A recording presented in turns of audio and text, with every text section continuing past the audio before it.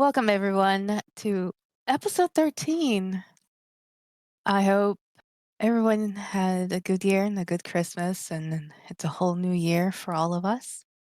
Um, yeah, how have you guys been? It's been 2 weeks plus 2 weeks ish, more or This less. would be, Too long is two the weeks only right off? answer. Yeah, it's Too too long, long. too long. I like that answer. Yes. So, who would like to do the recap? I vote for the note taker. God. Yeah. Spellsy. Okay. I see you, P-Fun. Yeah, I saw what P-Fun's saying too.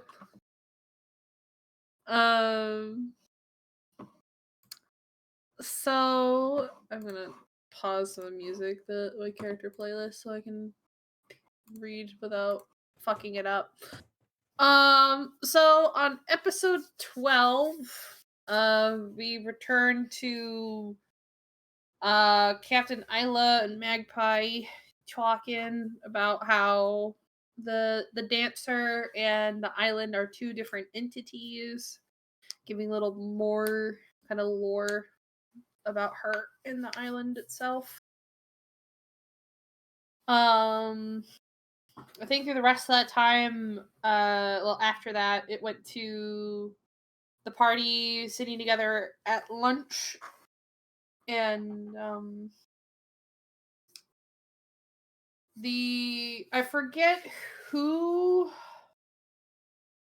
showed the book, the gem. I forgot to write that down. But the book, Victor's book, did examine one of the items and kind of just went comatose for the rest of the day or days. And she said something about knowing this gem in the past or something. And over that and after that, like over the course of the day, Voren and Celeste switched rooms, and hilariously it gave the implication that they were together. Hashtag context. Hashtag secret dating. I mean, I ship them, it's honestly. But from where is left on my notes is that we all decided to do a little training session with everybody, and Voren almost knocked out Victor with a hellish rebuke from a fireball. It was an accident. Debatable. But then also Victor and Magpie had a heart-to-heart chat. I don't fully remember the context of that chat either, but I do have that noted. I think it was along the lines of like acceptance, moving on, kind of Something like that. something like that. Yeah, it's good. Oh, and Voren wanted to talk to somebody. Yes. I do not know who. I did not write that down. I do. Boy wanted to talk to Minerva. Yep. Yes. Oh. So. Yeah, he had a question or something for her. All right. It's my turn. Yep. Take it over, All right. Dev. Yes. So we are going to, as the end of the conversation between Victor and Magpie, I don't remember where you guys were at. Were you guys inside or outside the house? I believe. I think we were in the living room. Yeah, I think some of us were in the living room, and I think a couple others dispersed. Okay. So let's go ahead and reel back a little bit. Where would everybody be at this point? I know it's been a while. I know Magpie was still where she and Victor were talking, but Victor said he was going to the spa where I believe Euphemia was still at. Yeah. Yes. But that's all I remember. All right. Yes. Okay. So I say at this point, Warren, you wanted to go seek out Minerva. Was she at the bathhouse as well? I think she had just left. I don't remember. I think she had just left, if I remember correctly. I think. I have a good feeling that she had just left. Okay, well, like, I mean, I guess we could just pretend we ran into each other. Okay. Uh, Minerva, do you have a second? Yeah, sure. What do you need? I've been meaning to ask you since we were traveling. Um, it, it's a little odd, I guess, but I'm just curious. What what is it with you and the moon? Like, what's special about the moon for you? Well, it's what my goddess is. She's the goddess of the moon. She's the one who blessed me with my abilities to heal magically.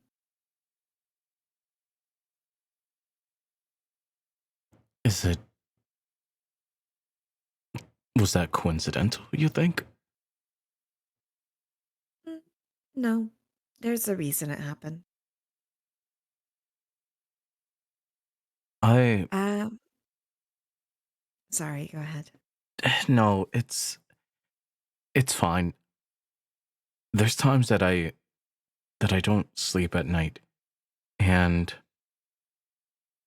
the moon is something that I would say haunt me is the wrong word, but I see it a lot, and it feels like it means something to me, but I don't know. I don't know why. I don't get it, to be honest. She just looks at him and kind of rests her hand on her chin for a moment. Mm. I I mean, I don't know what it would have to do with you specifically. That's I'm not I'm not like uh I can't see intentions or anything like that, so I'm not sure. Was there ever like anything that happened with you regarding the moon? Um, she would see him kind of hesitate for a second and move back and forth, slightly shifting his weight, just calculating his next words. Um, I don't know. When when I almost died, it was it was the moon. It was someone with the moon that I saw in my final moments. It was strange. What did you see?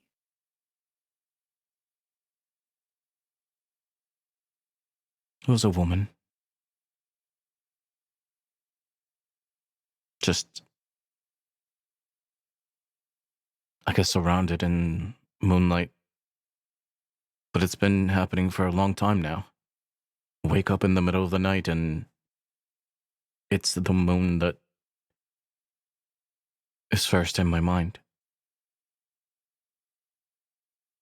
Mm. Did this woman say anything to you? No, she never does. What'd she look like? I don't know. Usually is her silhouette. In front of the moon, it's hard to see. Hmm. Light moon or dark moon? Is there such thing as a dark moon? Well, yeah, the dark side of the moon.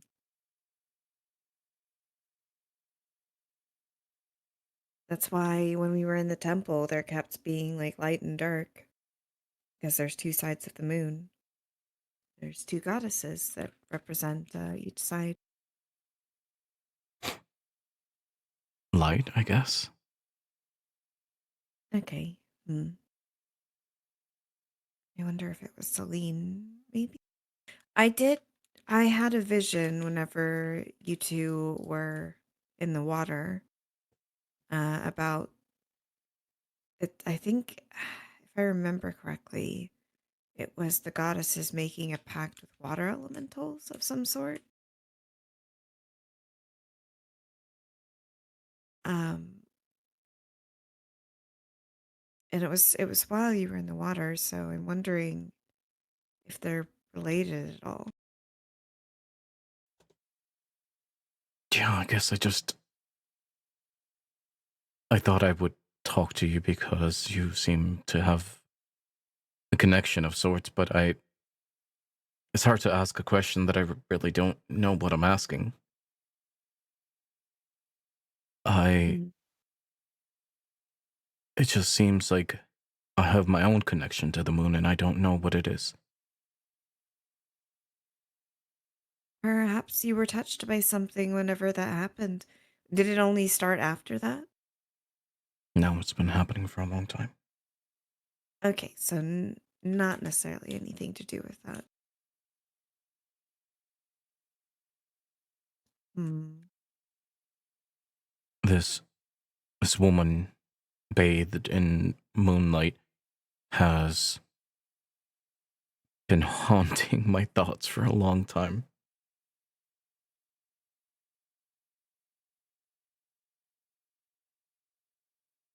Hmm.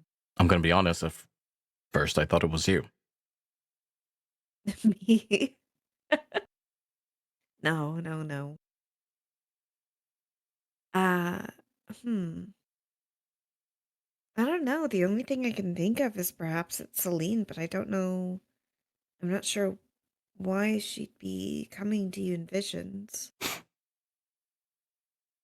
I don't know either. I'm not a very religious person. Well, I mean, you don't have to worship them for them to be real. I mean, we've seen them. No, yes, I mean, I've seen them as well. I'm just can't really say Yeah. I've dedicated my life to them at all.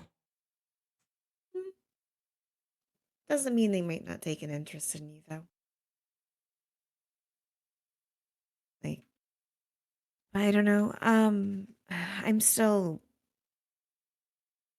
well, you were there. I guess on my way to becoming a high priestess, but I believe I still have much to learn. How does that feel? I wasn't expecting it. Um, I'm honored, I guess, that uh, they would feel I'm,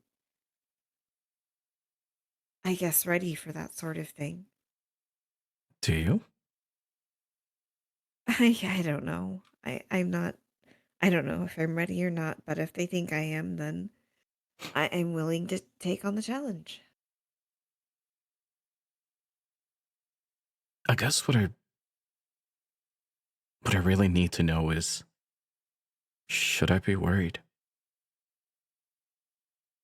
Do you get like any foreboding feeling from these visions or dreams? No. I get a sense of safety, I guess. Well, then I would not count that as something dangerous, especially if it is Celine. Uh, I don't know of many situations where she's been malicious, but if you're getting a sense of safety, then it's probably a good thing. I would know if I met them, right? Not if they didn't want you to. see.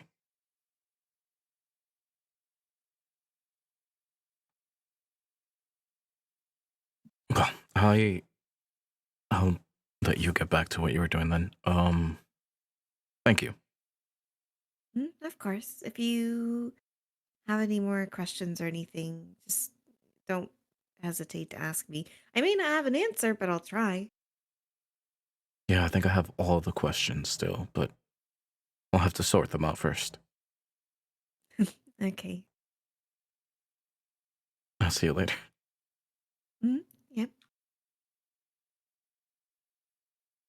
All right. I would say it's about. Gosh, now I remember. Did you guys have lunch? How about let's say you did. So it's We afternoon. did. Okay, cool. Afternoon. What do you guys want to do from now until dinner time?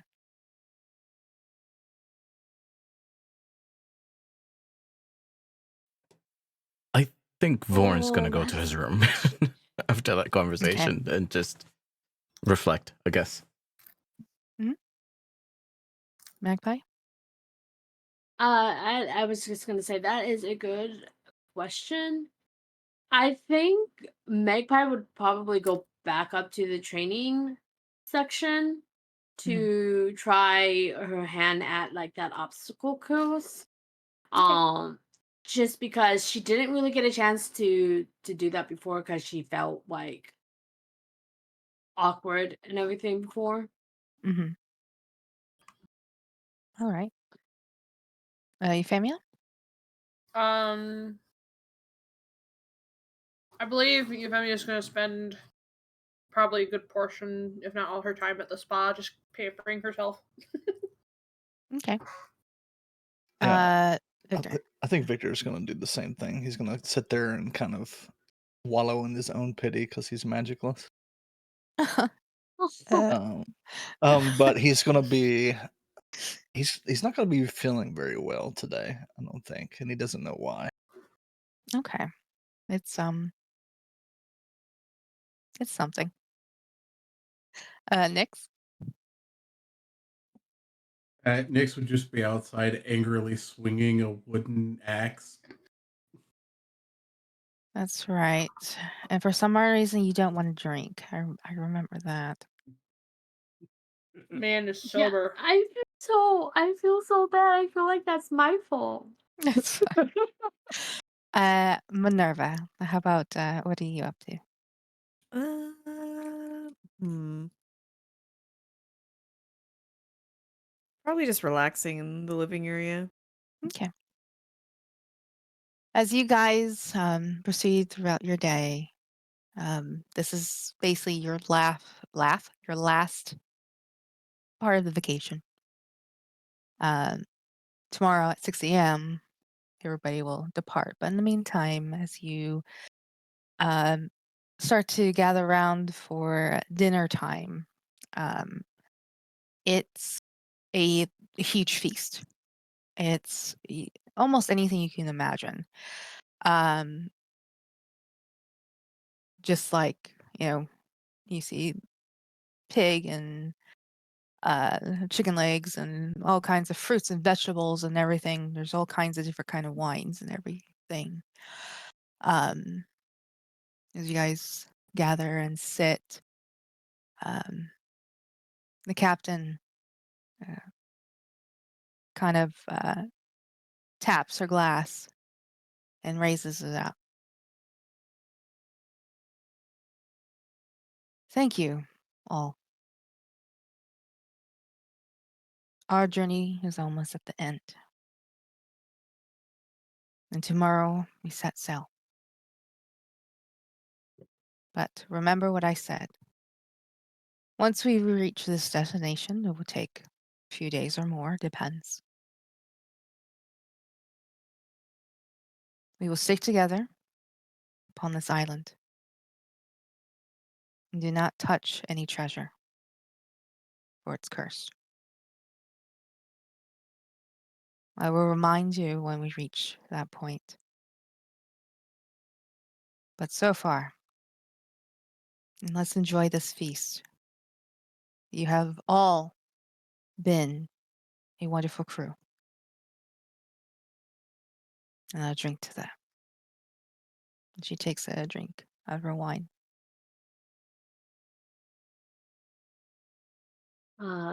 Magpie will hoist her glass to toast as well. Minerva does as well. Mm-hmm. Euphemia raises her glass. Mhm. Well, eat, enjoy.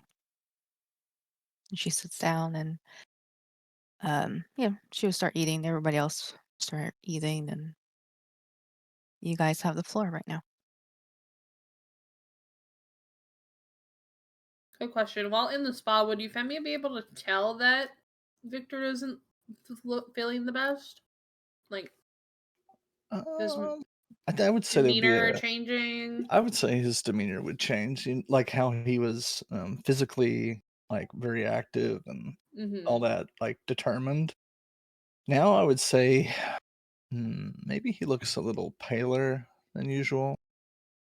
And maybe he was like kind of giving you the side eye a little bit. Um, it looked like he wanted to talk to you maybe a couple times, but didn't. And I would, yeah, probably that. If not already, she probably would sit down and be like, "What's wrong? You don't look so good." I don't feel so good. I was so full of energy earlier, but now I'm feeling a bit tired. But we must persevere. Is it the book, possibly? I don't know. Or Could just be my mood. Not sure. have you eaten or fed? I have, but do you remember when you said that, if I ever got to a situation where I needed a bit of food, you would help me out? Yes, I did. I won't lie. I was curious if, ever since I ate that man on the ship, I feel like the food really hasn't been as good as it should be.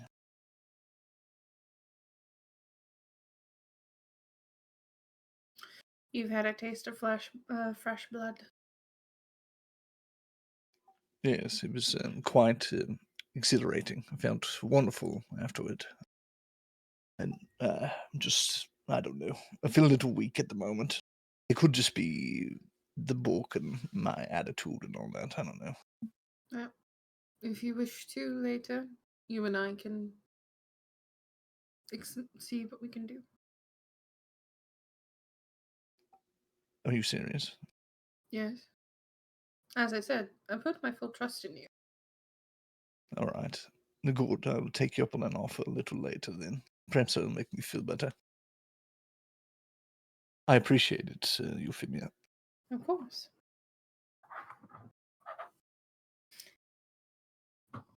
But besides me feeling unwell, I also have no power. Well, not much power.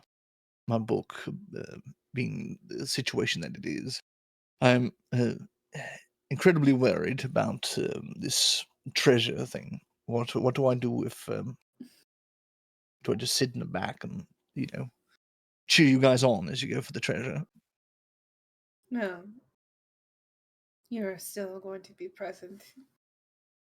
Oh yes, it I'm wouldn't sure be you you. can. I'm sure you have other skills. Yes, well, of course I do. I have tons of skills. But yes, I just a little worried going into this, honestly. And while we're on the way there, you can still train your melee combat. Yes. All right. Well, I suppose I'll put my mind at rest. I need to check on the book a little later and see if any changes happened. Hopefully, it'll sort itself out by the time we leave. Mm-hmm. He would kind of like, I guess, wipe his forehead, and it would be kind of like almost like a sweat, but there's no sweat, kind of. He's kind of It's not clammy, but like Yeah. It's clammy. Kind of yeah, clammy. Yeah. clammy. I wasn't sure if clammy was the right word I was thinking. Yeah, that's like perfect. Yeah, clammy. But he would, after dabbing his forehead with his handkerchief, he would put it away back in his pocket and continue looking at the rest of the group and everyone. Food's wonderful. It's really good. It's delicious. Magpie is picking at her food. She's still eating like a bird, but she's at least eating a little bit at meals now.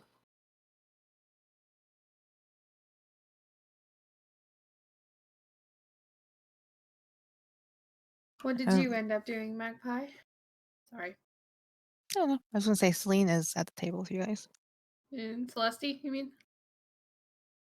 Yes, Leslie. Where did I get Celine from? Oh, I was talking Because I about the think we were moon. talking about her. Yeah. The Talking about the goddess moon. has joined us. Oh my god. I know. Oh my Just- god, I'm honored. I have Yeah, so her many hair's all- questions. Her hair's all flowy. Anyway, Celeste is at the table with you guys. Magpie, without like really looking up from her plate, I went back up to the obstacle course and tried my hand at that. How'd it go? It went pretty well. It was good to test my reflexes. God knows I already tested Don't get to mine. move around as much as I thought you would on a ship that, well, it does most of the work for you. You found me kind of chuckles hearing Warren's little side comment. I missed the side comment. He said, I think I tested my reflexes pretty good. Yeah, you did. He just continue eating. I think Victor kind of looks at Brick, and he's just got this eye. He like, I want to get you back at some point. I'm gonna get you. When you least Oh, suspect yeah. it. That's the thing where he points from his eyes to his like Yeah. watch. I mean, he did start it, so Euphemia would kind of look over to Celeste. He's like, what have you been up to? I just, relaxing. Just thinking too. About? And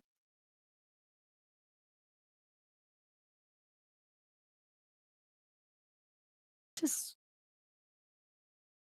things, stuff and things. Euphemia would just kind of grin. Just like, oh, what kind of thing? It's not cryptic at all. Mm-hmm.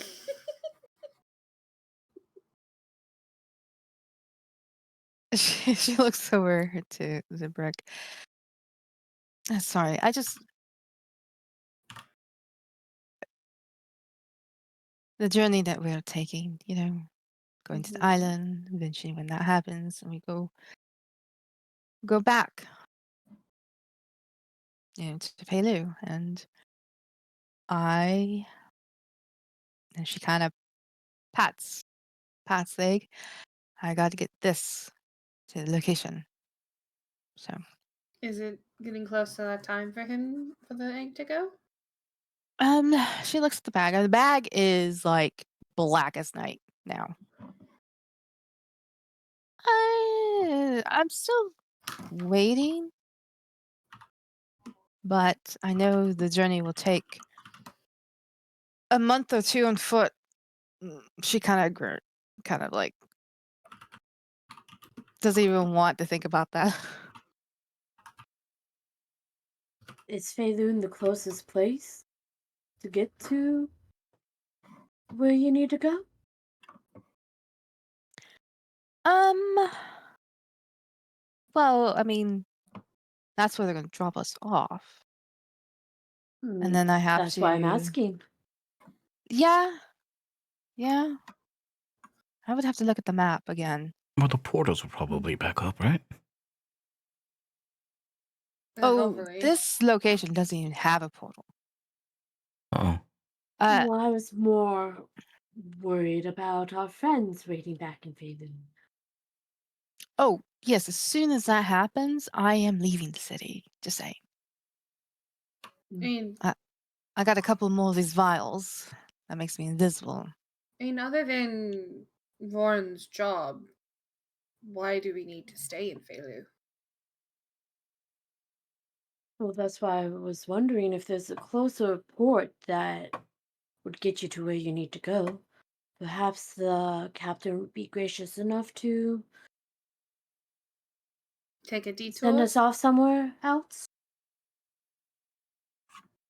I mean, I could. I would have to really look at the map first. There's Um, always the solution that I suggested way earlier. I'm not sure about you, but aren't you tired of running from things? We could go and just, kill all of them and end the problem. At the party? I'm sure you're talking about the collector, right? That's what I assumed they were talking about. Hmm. At the point Victor says that, Nyx would stand up and walk out. No. I don't think killing them would be the best solution. What do you think they're going to do to you once they capture you? These aren't good people. But also killing them will probably make it worse. Not only that, but it would raise in their alert and make it harder on us. If we just go in flailing around to kill whoever we can, with a network like that, it would be trying to get rid of the entire Thieves Guild. No, There will no, always be more. I suppose, but this one individual seemed like the head of whoever's chasing you. Would at least deter them from even trying. We would have to basically make the whole infrastructure collapse with the collector. Well, these people usually work for other people. That's true. So who wants that egg? That's a is very the good question. question. Very good question. So perhaps not killing them right away, but figuring all that information out, then killing They them. seem more interested in Celeste than what she's carrying. They're interested in what she's carrying, but it sounds like they're more focused on her. Oh, I wouldn't be so sure about that. I think also while we're talking, I'm going to cast message to Nyx. Be like, Nyx, please come back.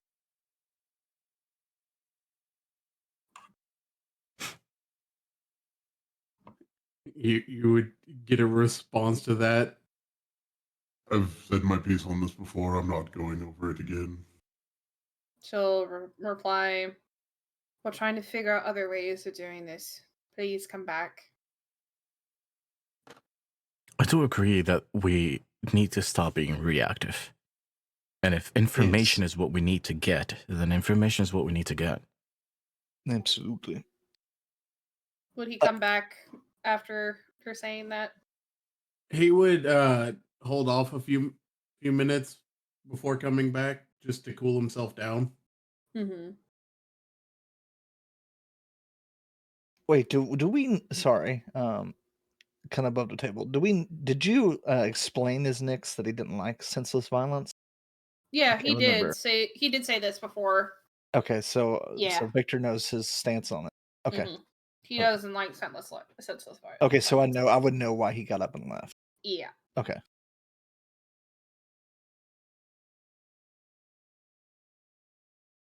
Yeah, that was a couple episodes back. Let me look at my notes real quick. Yeah, because Magpie made the comment about there's no way in hell you'll get in her. Right, yeah. fast. Very good point. Oh, the party. Yeah, that's right. All right. Yeah. So yeah, Vorin would get up from the table, kind of like to make a speech.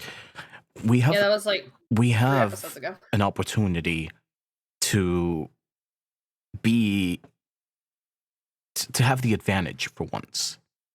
Where if we show up to this place, we know something they don't. We know who we are. They don't. We can get information. We can get what's happening. We can find out who is after Celeste and why. Yes, I agree. Because I if we think don't, that- we'll still have to do it 3 steps down the road when they come for us instead. Yes, and then they have the upper hand, as always. We have like the only tidbit of information that could actually get us, we could decide how it ends. I for one, I'm tired of always being, reactive. Like, let's be proactive for once, right? This Whenever we is, get the chance. this of is course. obviously a group decision, but it's something we have to take action instead of taking reaction every single time. Yes, and we don't have to kill them. I mean, we could just recall them. I don't know. I think- I can understand both viewpoints.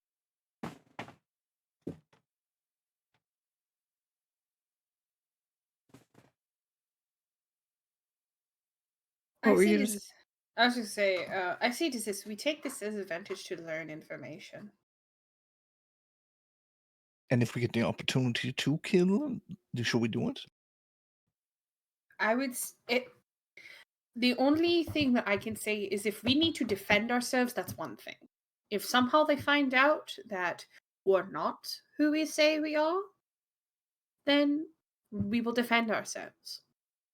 But this whole thing is defense of ourselves. Us going out to kill him, they're already putting bounties. How much gold was it? Was it 1,000, 10,000? How much was on Celeste? Over the table, was it 5,000 gold? It was a lot of damn money. I think I put it up to 10,000. think it was yeah, it was 10,000. 5 I at first, and it believe was increased. Yeah. Yeah.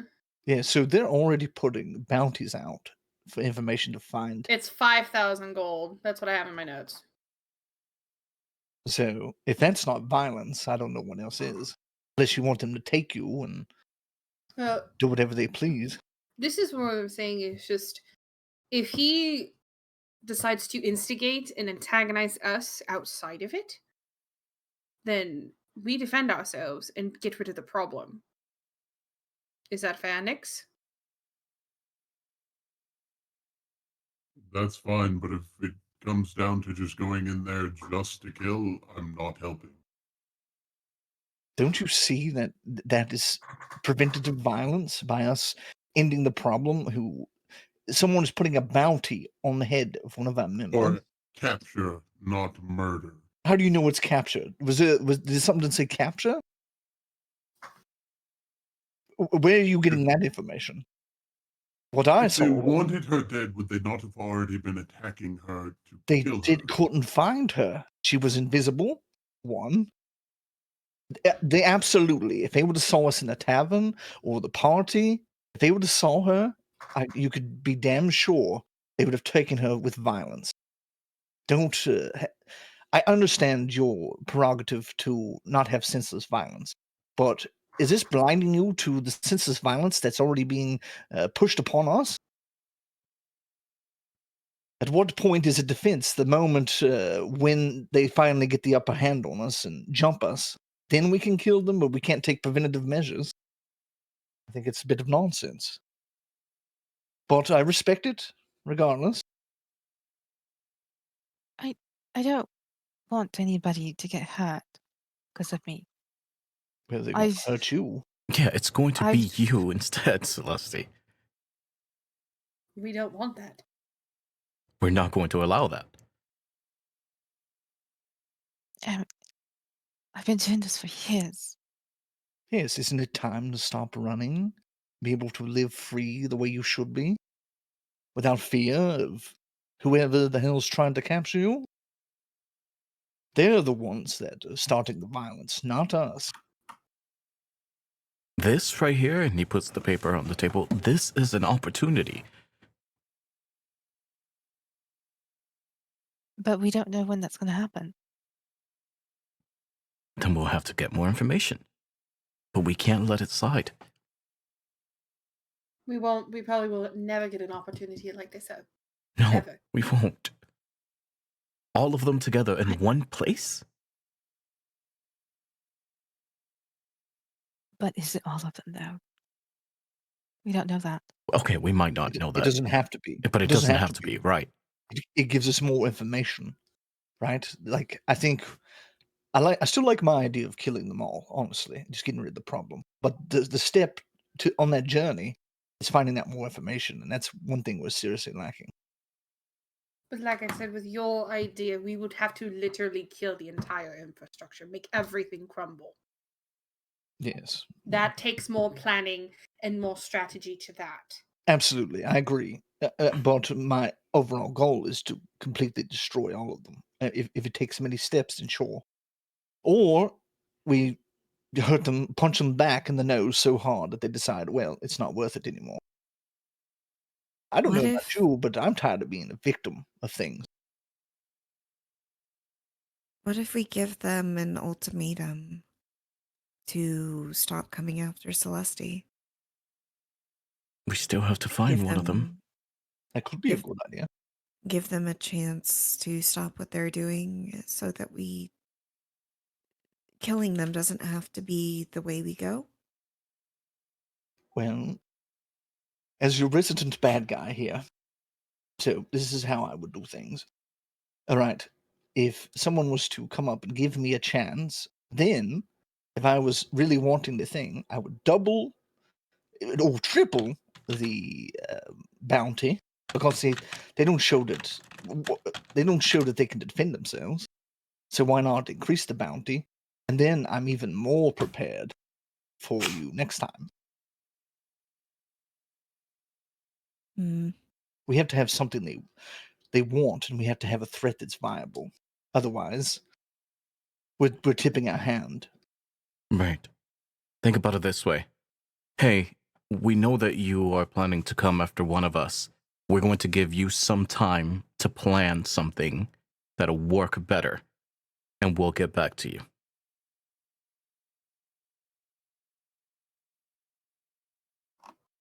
It's we need to take advantage of any situation that we have. And I'm not bloodthirsty. No offense, Victor, but I'm not going to go in there and kill everyone. But I am not going to not do it if I have to. That's what I mean. My point We need to is find. we need information. Mhm. I agree, but the ultimate goal, the penultimate goal, is if they do not stop, we have to kill them. The If they don't penultimate stop goal coming is to after keep Celeste. Celeste safe. Oh, sorry, McPay. I was just gonna say the penultimate goal is to keep Celeste safe. Yes, and Stop them from coming after her. Right. yes, and to not have to live life on the run all the time. Who was it? I know that I was ill or something when it happened. The person you all killed the day I was not well. Who were those people? They were part of the collectors. Mhm. Okay. So they have already sent people after Yeah. Mhm, her. Okay. So that makes the situation a little different for me. Now, I don't believe in, oh, just because these people did it, everyone should die. That's not the way my morals work, but it does show that they do have intent to harm. At least some of them do. Let's also look back on that situation. If they were going to harm Celestia at that point, why did they take the bag and run? because the people that went out there were simple thieves. They saw an opportunity to take it. Not only did they disable the ship, remind you, they disabled the ship and tried to steal the egg. Potential life, right? The egg is it's an individual. It's a dragon, right? They were going to steal it. I don't understand your morality. Remember what I said before. The collective, more than dangerous people, they have dangerous resources. It's not about what they do. It's about what they're willing to pay others to do. Mm-hmm. They're kind of, in a way, sort of like a thieves guild, but not in the same Sort of. sense. They're like a mix between a thieves guild and a mercenaries guild. Yeah. DM, we established that like the Thieves Guild has worked for them before, right? Mhm. Oh, yeah, because, they pay top dollar or Right. gold. I mean, the one thing is if you think about it, anybody who works in a guild or some kind of society, they are going to barter or they're gonna Mhm. barter and show, different hands. So, not necessarily Thieves Guild can be evil. Well, actually, yeah, they could be evil, they could be good, it depends on the Mhm. different line. But if they go too evil, then all of a sudden they end up being more of the assassins, the murderers, Mhm. the red hand. But to counterpoint everything, Victor, you wouldn't murder me because I worked with the collective before, would you? No. So I'm we talking we about do have the to, individual that's responsible for all this. right? If people get in our way and try to kill us, sure, we kill them along the way. But whoever's at the top that's wanting this, we need to find a way to end it. And that's what I Otherwise, want. Information first, all the way to the top. yes, of course. But I don't want us getting into a situation where it's like, well, they never showed any violence towards us. Blah blah blah. Let's not kill them. This is not senseless violence. I don't understand why we think that it is. It's obvious that they are. Never mind. We'll just find out down the road. One step at a Why time. don't we just why don't we just try and get what information we can and then decide what to do from there? Yes, we don't even really know how to Fair. get to this damn thing yet. Very fair.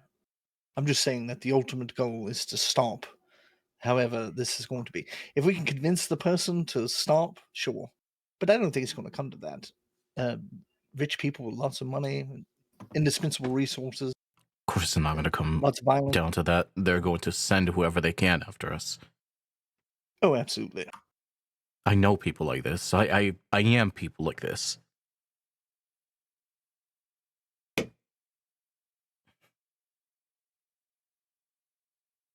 mean, one step at a time, I suppose. It's really all we can do, at least for right now. We have something that we can look to, but we can't do anything yet. Yeah, I guess first things first is just finish what we have to do here, and then I still think I don't think we need to go back to Felu, to be honest. That's what I was trying to say at the beginning.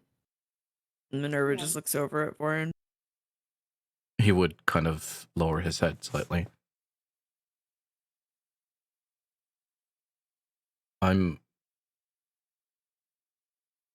I won't leave Celeste.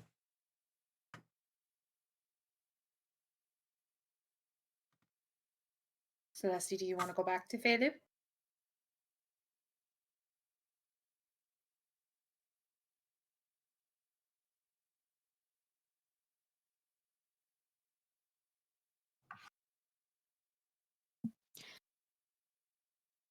Celeste pulls out a book and she is looking through the pages. And she stops and pulls out another piece of paper. Um, okay, this is Felu. This is right. Okay, so if we go back to Felu, and if the portals are up, there is one portal to another place called Abel. It is closer, but the one thing is, it's on the opposite side from Felu. So if Hmm. the captain wants to go all the way around, or we do the portal thing, if it's there.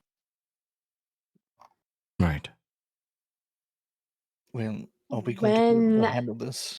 Oh, sorry. Go ahead, the Meg. mention of Abel is made, you all could hear like the fork drop against the plate from Magpie. Your family will look at her a little confused and curious. Yo, raise a brow. Are you good? Yeah, fine. What's Just wrong? fine.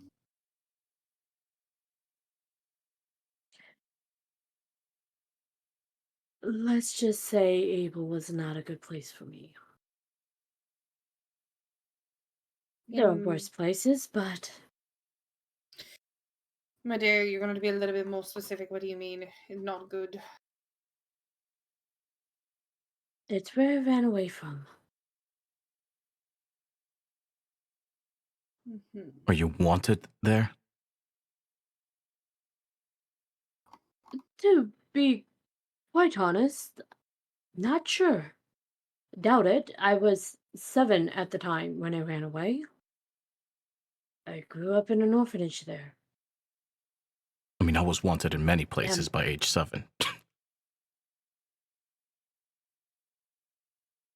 it was before I became a thief. Oh, I see.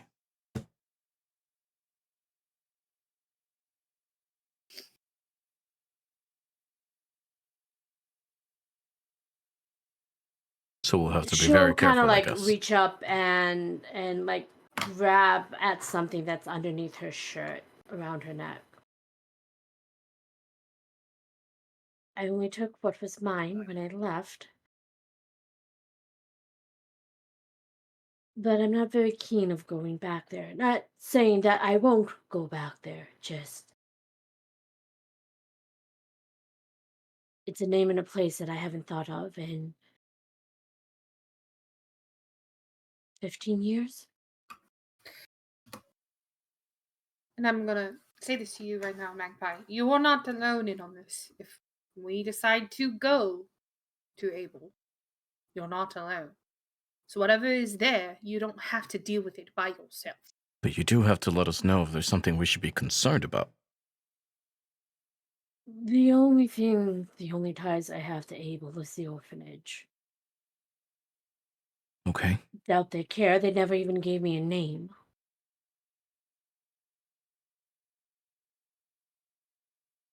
How about this? I will. She. Okay. The one thing is we need to make a decision, right? Probably not at Abel this is fine. moment.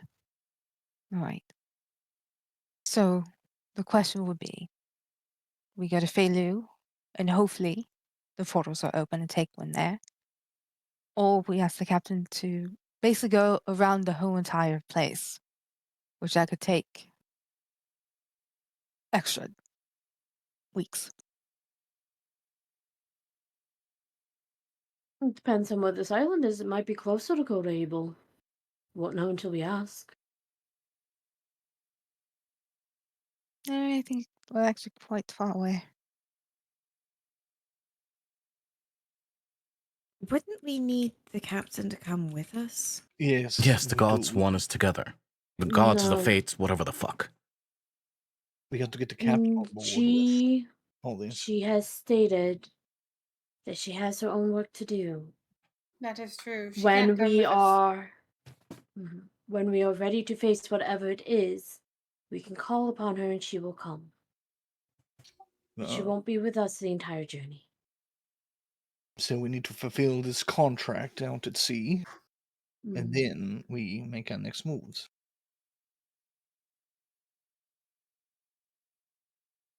Okay. We could discuss with the captain if we find out that if she's willing to wait to see while we're in Feilu to see if the portals are open. Then we have a backup. Right. How much longer do we have on the ship with the captain till we've completed our contract? Is this the last mission? She did say this was the last task before Mhm. our journey is done. You're right. How did I not hear Sorry, I'm not feeling too well. Yeah, are you okay? It's perfectly fine. Oh, no, I'm not feeling the greatest. Did I? I'm sorry if I. You don't look great. Hmm. Did you spend too much time in the hot spring? Must have. I don't know. It'll be fine. But regardless, I think we have at least a plan. I should recover in no time. I'm sure. Okay. Plus, I got to get my book situated at some point. Yes, so we if need to that figure that happens- out as well. Yes. Well, if we go to Falu, at least I can go. If my book happens to do whatever, I might have to go get another spell book. Oh, maybe Gonna there's a cost market in a lot this of money. next place. Maybe. Not sure. From the sounds of it, it sounds like an island that's uninhabited. I mean, if there's cursed treasure there, doubt there's a lot of people living around it. God, we could really use that money if there's a lot of treasure. Yeah, someone's gonna have to bind my hands again. No, we'll be fine. We know not to touch it, so we can do it. Wait,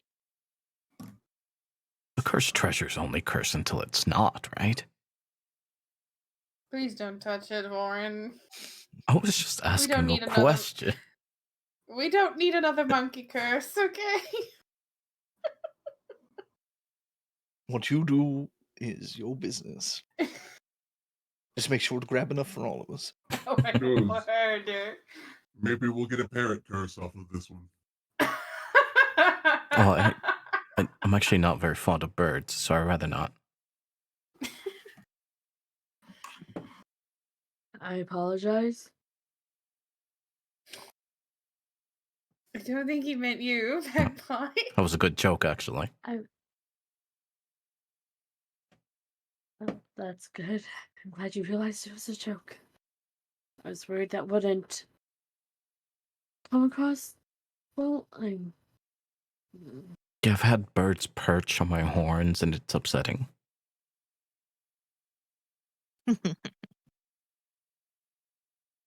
Was that an OOC chuckle?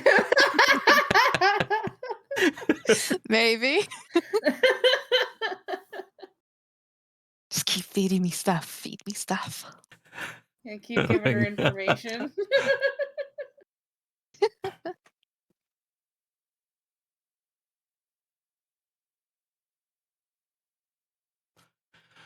Okay, we have the beginnings of a plan, I suppose. I say we make a full decision when we get back to failure. Focus on getting this job done, then we fully decide. We really do need to reset a bit, don't we? We just had a vacation. And I've only gotten worse. Reset, I mean, as in just get back to our best selves. Yes, we do need to get my book back as soon as possible. All right. Okay, so we have a plan. After all this, we try to Wait, get information about the collective and all that. I need to throw something else in there, though. What about your family? What about your father, Victor? Well, yes, I would like to know more, but I did send a letter out, if I recall. I don't think that happened. No, we haven't sent a yeah. letter yet. Yeah. Oh, I still need Not to yet. send a letter out to family. I think I did receive a letter saying Yeah, something that we did. Yeah. We just haven't never sent a responded letter back. back. Mhm. Oh, okay, yeah. Yes, I still need to send a letter back regarding that we're kind of running into something similar out here. Mm-hmm. And I need to write a message to my parents. What we've been dealing with.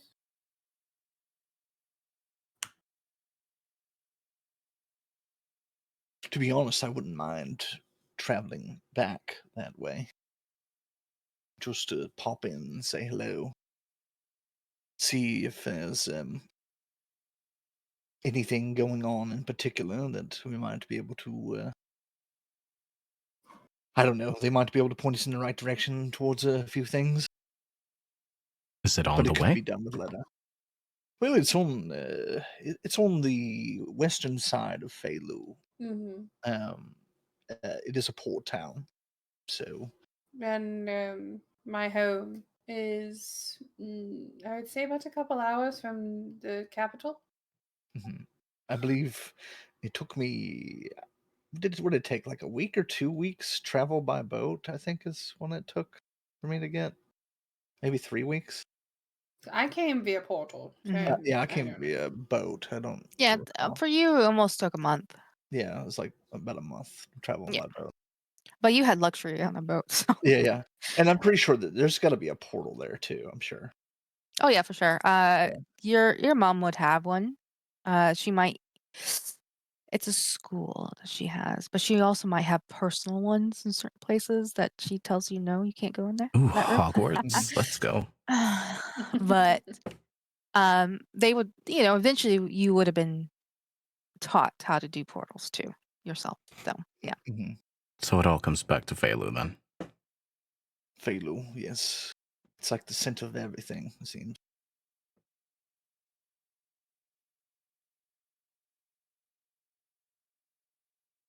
All right. Guys have a plan. And tonight's your last vacation.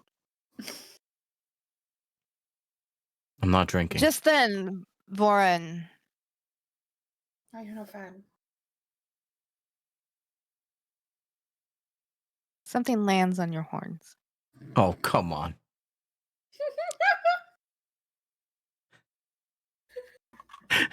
I mean, all of you can see it. What? He just feels something very, very light. What How is- pretty is it? How pretty is it? Actually, you guys would see it. It's a little hummingbird. Oh. Oh, look at that. You're very lucky, So Lauren. It's a as it like hummingbird. lands, I like look up, but like hummingbirds kind of don't stay in the same spot for very long. So I'm like, what the Yep. fuck? As soon as you look up, the hummingbird kind of looks about and starts to fly. As some of you guys know how they fly, they just fly up and down, left and Sporadic, right, yeah. all around. Yes, Mhm. and as soon as they kind of leave your table, they go to the next table, and then they kind of hover towards the captain, and the captain looks and just simply nods, and the hummingbird leaves. The fuck was that? Quickly, Brick. Hellish rebuke it. I'm kidding. I'm kidding. He would kind of give him like an unamused look, but then like laugh at the joke.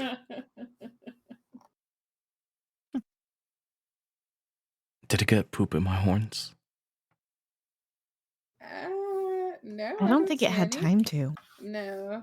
Yeah, birds are gross. My Oh, it's just a apologies. little hummingbird. Your Femi would just chuckle and shake her head at what fucking magpie just said. He'll take a paper like napkin or something and wipe his horns anyway.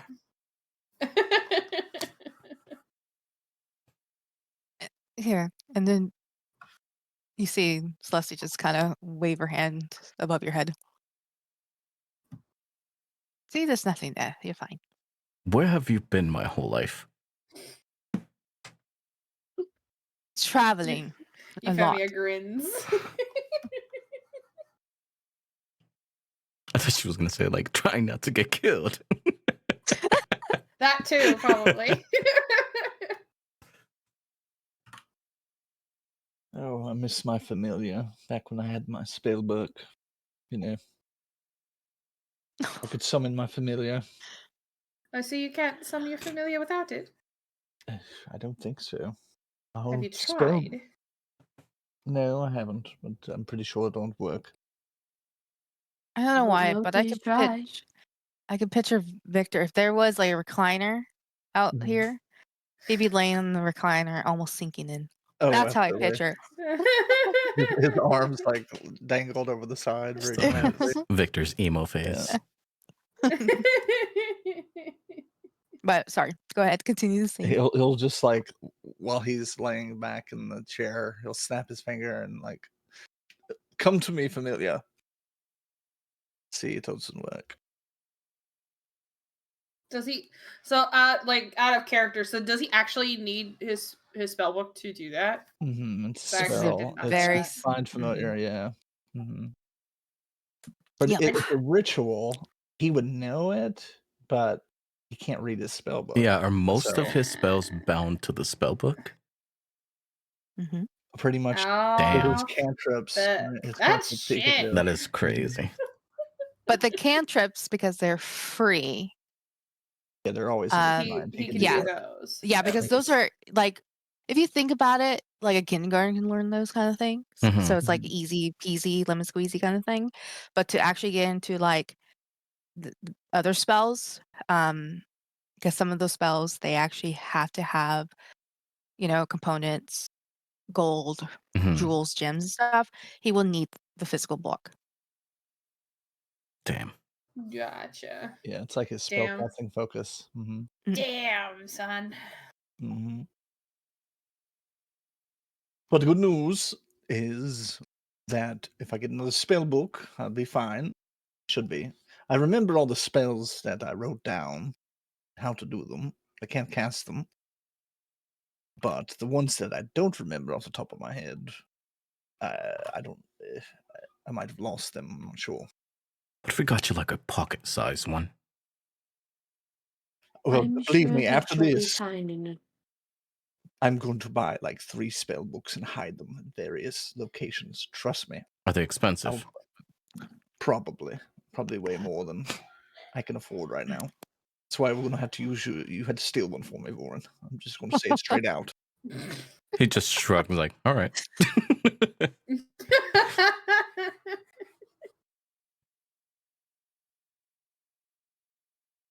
All right. As night winds down, it is, somewhat getting late. Depends on what else you guys want to do, but eventually some people are retiring. The captain gets up, um, and she looks lost in thought when she walks into the glass house.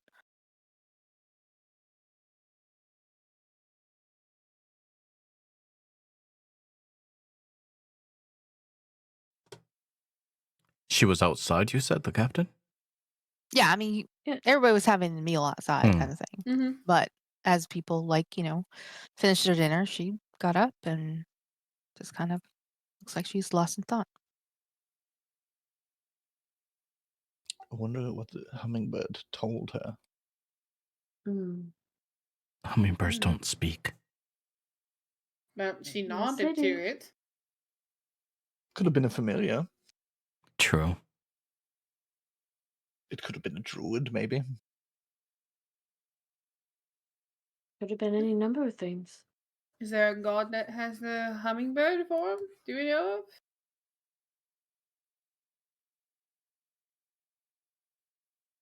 I don't know.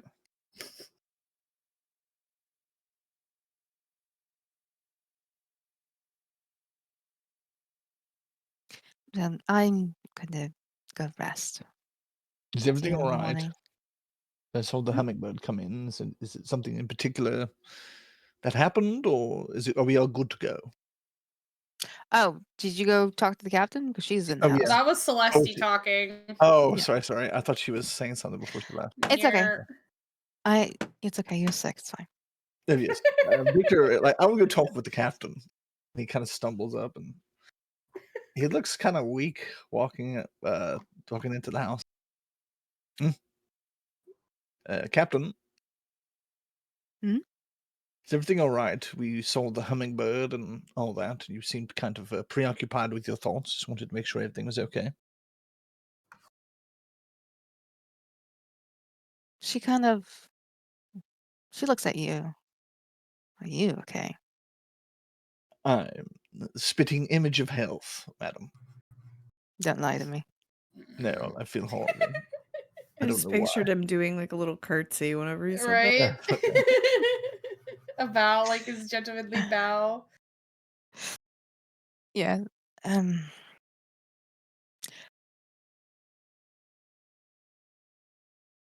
Basically, it's just a friend is no longer here. Oh, my condolences. She nods. Well, I do hope you feel better, because ocean waves. And it doesn't bother me. It's I don't know what it is. I've just been very hungry lately. Her Yeah. eyebrow kind of perks up. Yes, don't worry. I'll be just fine. I think it All might right. be something with the book. I don't know. We'll see. She Thank nods. you, Captain. Hmm. She will walk away. Victor will head back out the door, and he'll kind of say to the group, "It seems the captain has lost a friend. That's what the hummingbird was about." I see.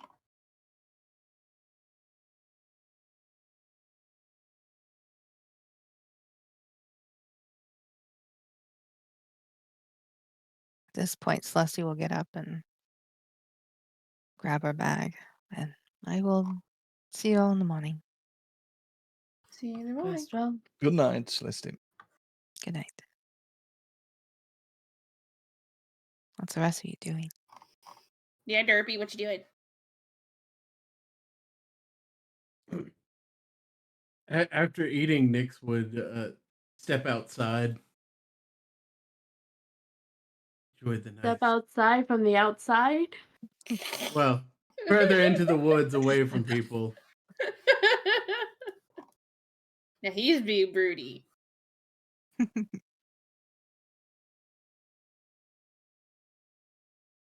Are you just chilling outside? Outside? Yeah, I'm on outside the outside. You know, The very outside. out of body experience. Okay. Is there anything that you're doing on the outside of outside? He's gone back to swinging the wooden axe around. Nobody wants to spar him. He's got to spar the air. Okay. Everyone is squishy.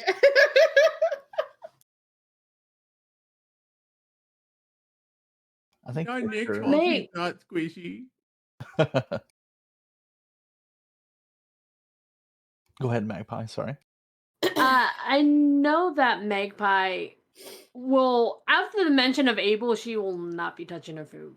But she will clean up her place and try to find a quiet spot to hang about. Are you going when inside or she- outside? You troll. Sorry. I brought it on myself. But no, I don't know. She's just gonna find a quiet spot, wherever is like the first spot that she finds, whether that's indoors or outdoors. It doesn't really matter. But once she's away from other people, she's going to pull on a piece of twine that is actually hanging around her neck until a silver locket pops out, and she will hold it in her hands for a little while, running her thumb over it, Mm-hmm. and then still try to open it and scowl at the thing when she realizes she still can't open it. Mm-hmm. However, when she does that, uh basically the twine that was around her neck was probably going to break, because that's also where the elemental queen with her acid hands were aiming, and it's been deteriorating for the past couple of days. It's not very strong. It's just twine. Yeah, so you could definitely see. I mean, the residue is there. It's probably now at like a dark green because it's been a few days or so. Mm.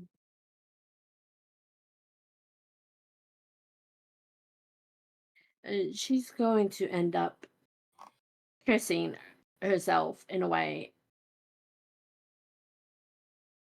and then try to go and find somebody who might have something to replace the twine with. Who do you want to find? That is a good question. How many people? 1, 2, 3, 5. I'm gonna leave it to chance. 4. Euphemia then.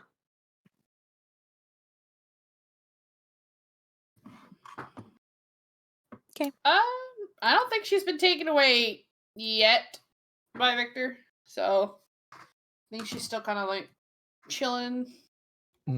Yeah, he's at that moment where he's like, he wants to try eating.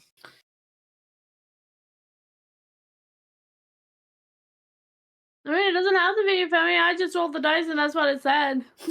I mean, I'm down with it. She hasn't been swept away yet, so might as well. Is she still outside? Probably at this point she would have like finished eating and came inside.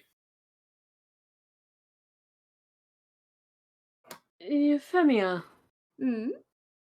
you wouldn't happen to have anything like a piece of string or a thin piece of leather, like really thin, like a cord of leather?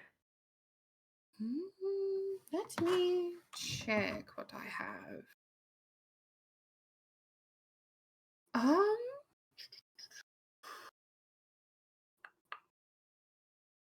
I do have some ribbon, if that will work. She kind of cringes at the word ribbon. How thick and how long?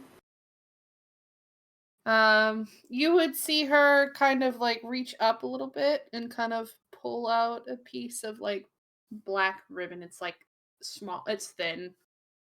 Not like the tiny ribbon, but like uh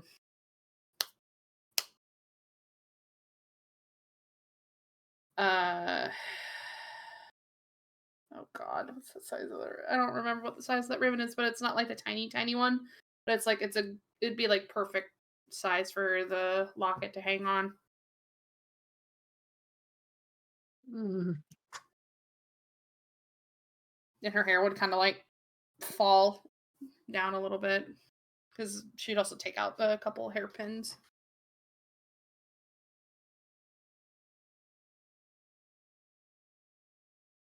That, I guess, would be a good size at the very least. You don't have anything a bit simpler, do you? That's about as simple as I got. It's just a plain black ribbon. Nothing special. Your terms of special, my terms of special are a little bit different. It's not. This ribbon isn't like a fancy ribbon or anything. I'm just letting you know that now. She's been wearing it around with a raggedy piece of twine.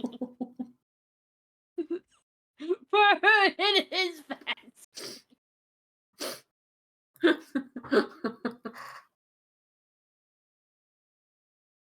How much do you want for it?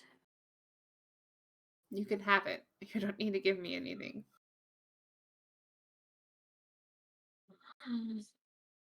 Are you sure about that? I think at that point she would take Magpie's wrist, kind of like flipping so that her palm is up, and puts the ribbon in her hand. Yes, I am sure.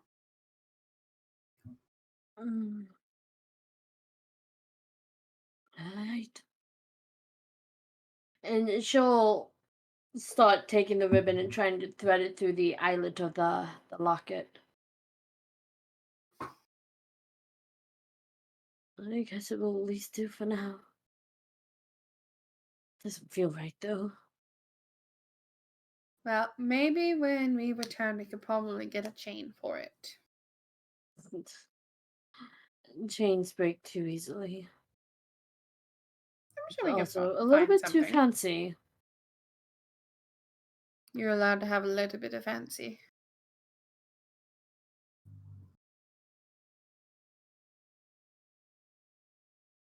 It makes my skin crawl. Itch in a way. No. I mean, spending money on a piece of chain when I could spend it on food or something else that I need doesn't. She kind of rambles off and shakes her head and If it's something takes the important to you, ribbon. it's worth the money. I mean, I've been just using scraps of cloth and twine when I find it to keep it secure. There are other ways and other things I can use. It doesn't have to be chain. I know, but again, if it's important to you, it's worth the money. Doesn't matter what it is. Hard to think that way.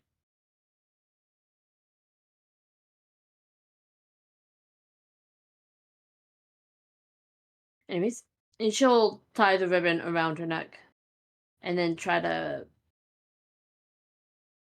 put the. Well, she starts to put the locket back underneath her shirt. But then she'll stop and reaches up and tries to untie it again. Can you try opening this? She would delicately hold the locket, kind of like look at it.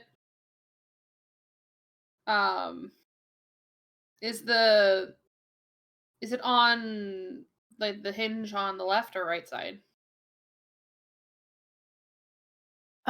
Oh, I would say almost like you know how like you open a book. So it's kind of like in it. You can't really see it. Mhm. Okay. Yeah, she would kind of like use her nail to like kind of get a little bit of like leverage to try and open it.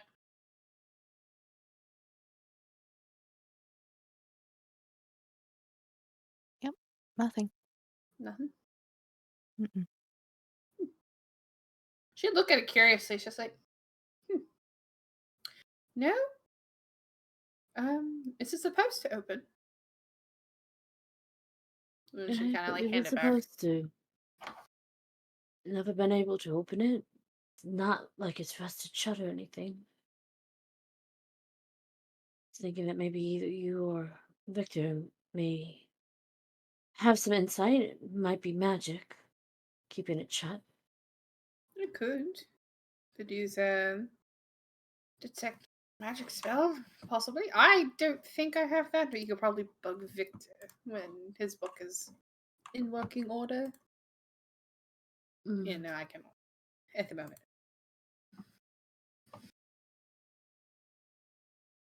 She'll kind of shrug and then tie it back around her neck again and stuff the locket back into her shirt. Well, that's gonna be a mystery, I guess, for quite a time. Thanks, though. Mm-hmm.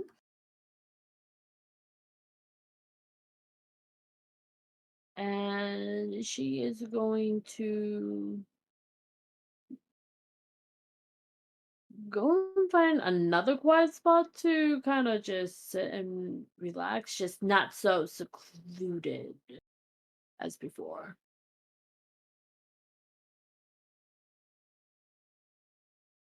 Okay.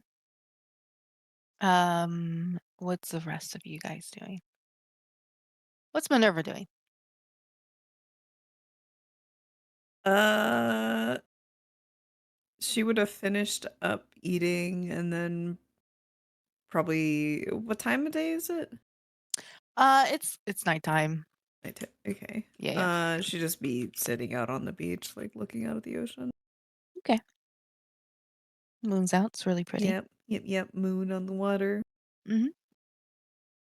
I would say, walking towards the beach, you do see the wind dancer upside down. The wood dancer's upside down. Yep.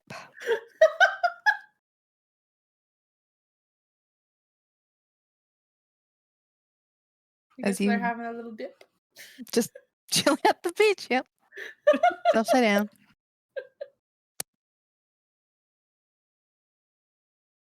What? Next year out, Magpie, you're finding a place. So Minerva, you are Vorin on would the be moon. going out Good. towards the water as well. Okay. Um, You see the ship upside down? but he's just gonna like look up and just say, "What the fuck do you want from me?" Like he doesn't know if anybody's around. Fuck.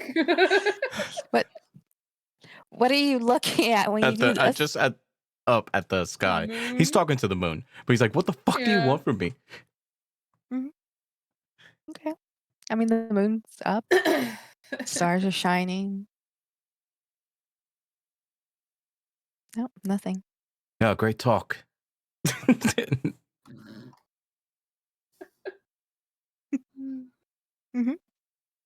Great conversation. Yes. You would just like kick at the sand and then go back inside. Okay. Okay. So, well, Victor, what you doing? Victor's going to try to find Euphemia. Not Okay. hard to find. She's kind of chilling in the living room at the moment. He'll kind of stumble in a little bit, looking clammy. Euphemia, Mm-hmm. I was wondering if now would be a good time. Yeah. Wonderful. You want to go to my room or yours? Well, the question is, would you rather it be private or public? So I'm not Do you sure if want I it to could. be public? I'm not sure if I could stop drinking if I started. It's up to you. Probably have a friend nearby. Mm-hmm. Hmm. Who do you want to be the Who- person to stop the reverie? Whomever you wish. I Who's mean, I have. What are you talking about? I have great control. I'll be just fine.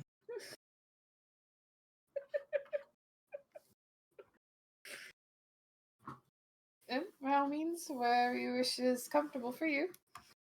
Right. How about I guess upstairs?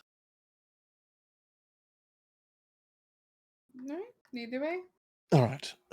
And he'll lead her to the room, and he'll just leave the door open. All right. I'm just going to leave the door open. It's somewhat private because I don't really want people seeing, me doing this. But should something happen, first you could just, punch me. That would work. Knock me out if you can. Two, you could just holler for someone, and I'm sure they'd come and knock me out or something. Mm-hmm. But I'll be all right. I have a feeling. I don't know why I feel like this. It's just I haven't like the drink has just not been very satisfying at all today, and I can't get rid of this sweat. I feel so hot. And he'll like loosen like his frilly kind of tie thing. Oh, His goodness. cravat. Yes. All right. I suppose the wrist would be fine. Probably unless chance that I could do any real damage that way. She would unbutton her wrist cuff and then roll up her sleeve. Euphemia, give me a Mhm. history check. Ooh boy.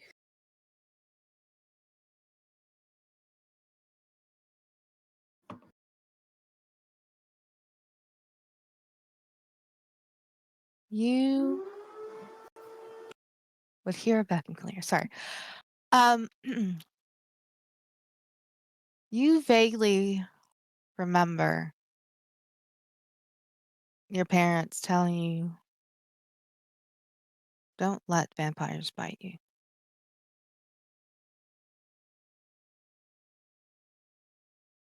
But he's a vampire. He's not a Only full vampire. vampire. Mm-hmm. But yeah, that's what your parents say. She's really okay. It'll be fine. It'll be fine. He's not a full vampire. He's a vampire. He's half.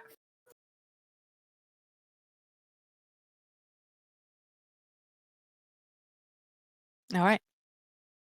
Continue the scene. All right, so whenever you're ready,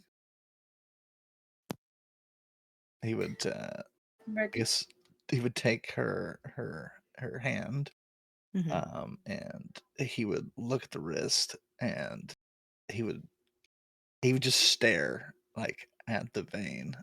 He could see it clear as day.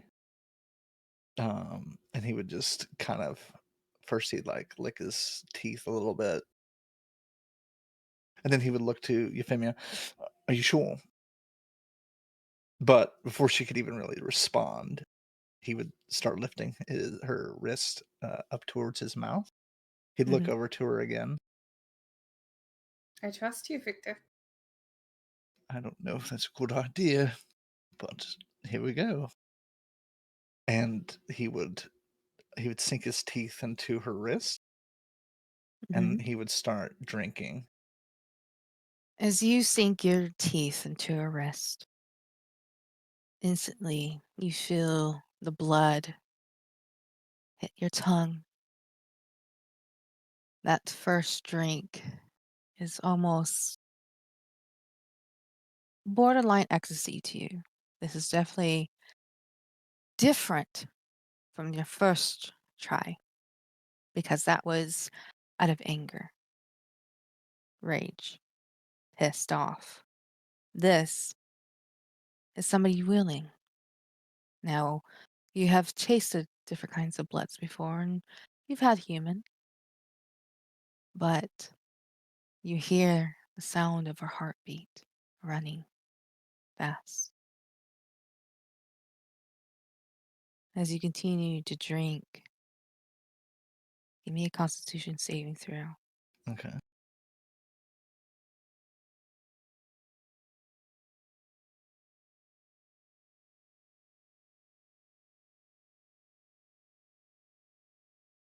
You dive in deeper, hearing the heartbeat Just a little more. as the blood begins to rush.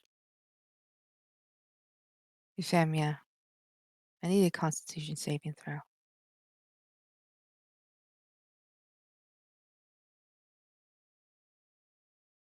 Oh boy. You feel yourself drowning. At first, when he sunk his teeth into your wrist, you felt the pain. At the same time, the pain vanishes. You feel the blood rushing out your wrist, and you almost can't help yourself smile. And then the echo of your mother saying, "There's reasons why we don't allow vampires drink from us. Because there's people who can get addicted. The rush of it."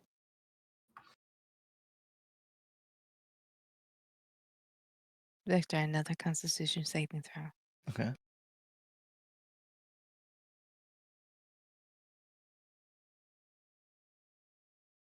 Oh my god. Oh, it's just so good. Just a little bit more. You continue the drink and the heartbeat begins to slow. At the same time, you don't care. This blood is so rich, so good. Euphemia, constitution saving throw.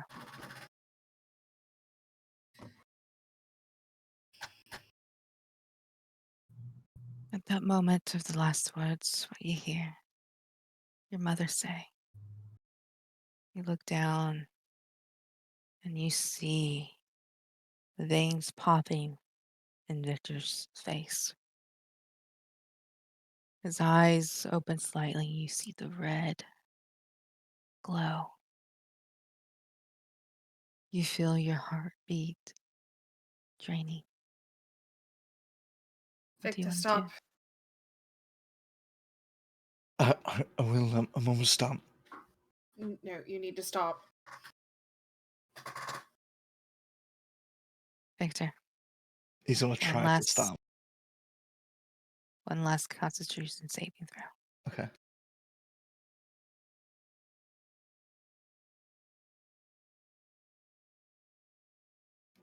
I can't stop. You better yell for someone. She's gonna try to push him away. I need you to give me a strength saving throw. Okay. Saving throw? No, straight strength. Just straight strength. Yeah. He is latched onto your wrist. That's Don't worry, I'll make you like me when I'm finished. she would her eyes would just and then she would just scream for help. She would scream for help. All right. Whoever's in the house will hear a blood-curdling scream. A door opens, and because she did announce that she went to bed, Celeste's there.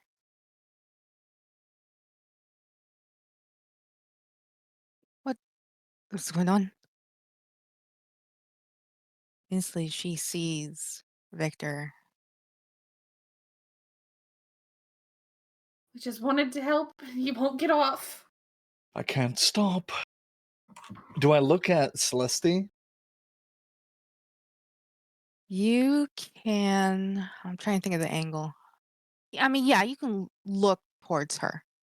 Can I like so what's my state of mind at the moment? Like how much control do I have of myself? You are enjoying this too much. It's like Mhm.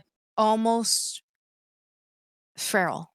And your parents have warned you that feral vampires, even though you're not a full vampire, they can be very dangerous. And you being a dhampir and actually tasting this for the first time, like an not from a bottle.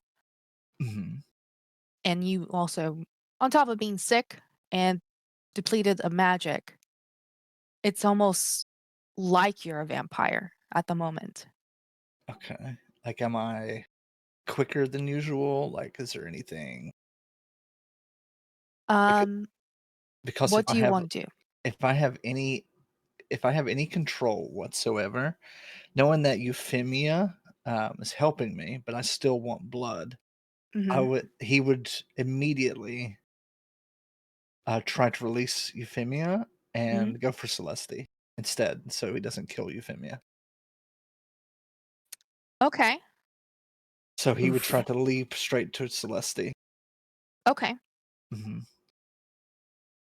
If he Uh, tries to do that, she would try to stop him. Euphemia would try to stop him from jumping. it would be too quick for you as you're in a weakened state.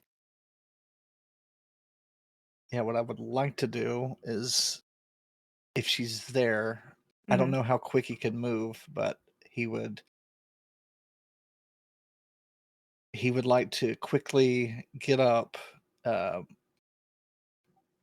get in front of Celeste, mhm. say, "I'm sorry about this," and then when she blinks, he's already behind her, and he's got his things stuck into her neck.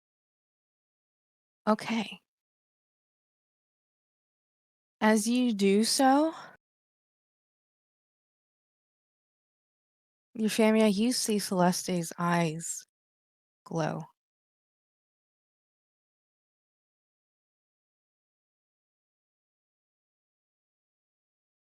as you almost see this white fire come from her as she casts Hellish Rebuke. Oof. I need you to give me a dexterity saving throw. Okay.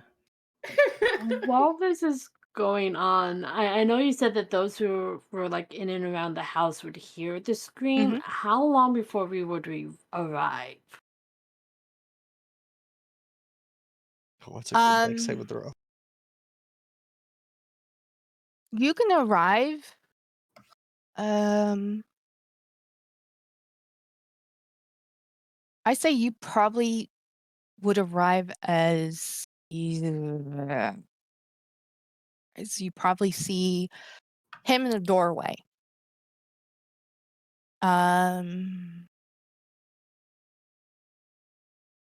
okay. So you will take half.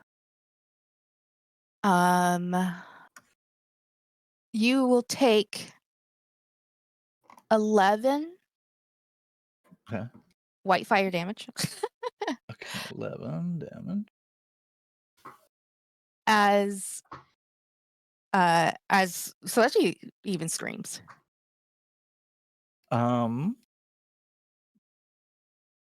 So does this count as a fanged bite? Like one of my things? Yeah. Okay, so I would do 1d4. Let me think it. Okay, so I'll do 1d4 piercing. Mhm. While you're missing half or more of your hit points, you have advantage on attack rolls you make with this bite. I don't think I'm half yet. Mm-mm. You regain hit points equal to the piercing damage dealt by the bite. So I need to roll 1d4 plus 2.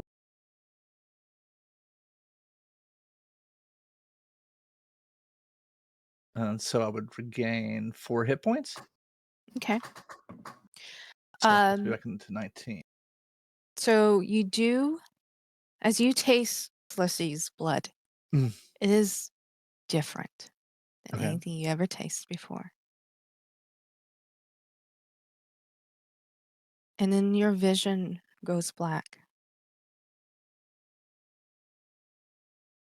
It seems there's like flashes. You are running down a hallway. You're hearing laughs and giggles. You hear, "Mommy, where are you? Mommy?" And then you're hearing screams. "Run, Celeste, run." Your vision comes back. Can Victor be saying that while he's having, well, I guess, kind of mumbling what he's saying? I mean, you could mumble it, but it's gonna be hard because you're Oh, you get his face straight in your mouth. Yeah, you're right. Yeah. Okay. Do I have the willpower to break from her and jump out the Yes. window? I would say at this point, you are starting to feel almost like fire down your throat. Okay. So that will break that part. While this is going on,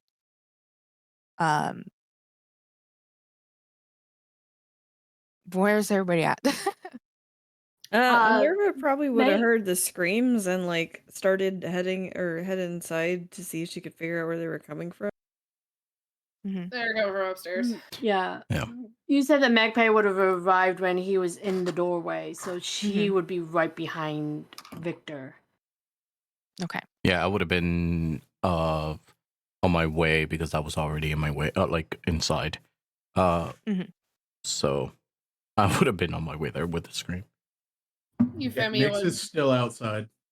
He's outside Euphemia well. would Euphemia would try to like help pull Celestia away.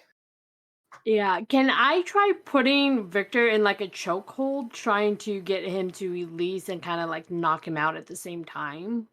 Um, you'd have to do a grappling. Mm. So I would say, actually, can you click on that? No. What is it?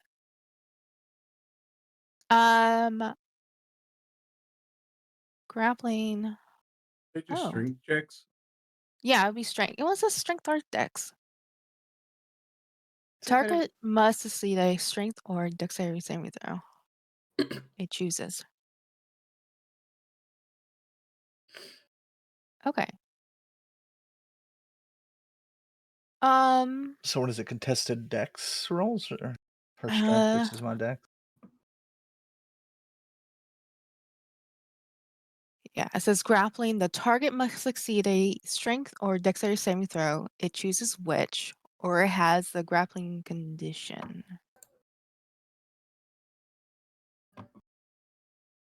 Saving. Oh, okay, okay. So I guess you choose. Victor would choose dex for sure. Okay. So it would be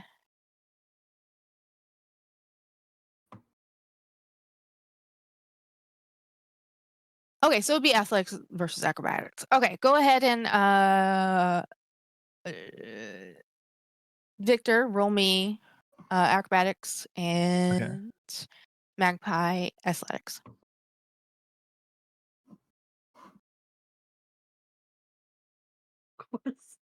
It couldn't have been the other way around. Um, yeah, it's funny because you would have, it's still 12 anyway. Okay, yeah. Uh, Victor, you just pulled away from Celeste. Um, and at the same time, you've sent somebody behind you as you move away, and you see Magpie. Okay, so what's his state of mind right now? He's like kind of burning from biting Celeste. Yes, I mean your throat is like on fire. Oh, all right. It's Is yeah, the feeding frenzy kind of done though?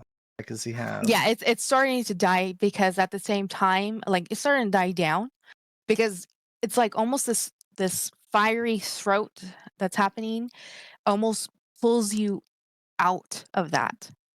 Okay. Oh well, then if he has that much control, he would willingly try to fail this so that she could grapple him. Okay. And he would say, uh, Magpie, quickly bind my hands or something, please. She is going to grab his wrist and kind of pull it behind his back. And she doesn't have anything to bind his wrist with specifically. So she's going to just like rip the bottom of her shirt to use that to bind his hands behind his back. At this point, Voran and Minerva, you are upstairs. And Okay. you are now witnessing like the tail end of um you see Victor behind Celeste, and now you're seeing Magpie basically like grappling him. Would Minerva have heard the thing about binding him? Yes. Yes. But Okay. at this point, Voran and Minerva would hear about it. Okay. Um, she'd noticed that Magpie wasn't actually binding him, so she'd rush to her room to grab the rope that she has. Mhm. And grab that to help try and bind him.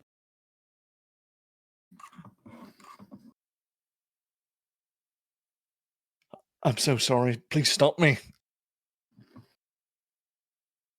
Check on Euphemia.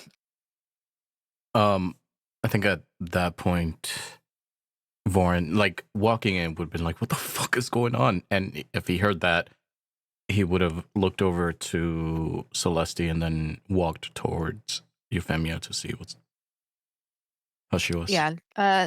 Celeste is going to just kind of put her hand over her neck, and she's going to punch Victor in the jaw.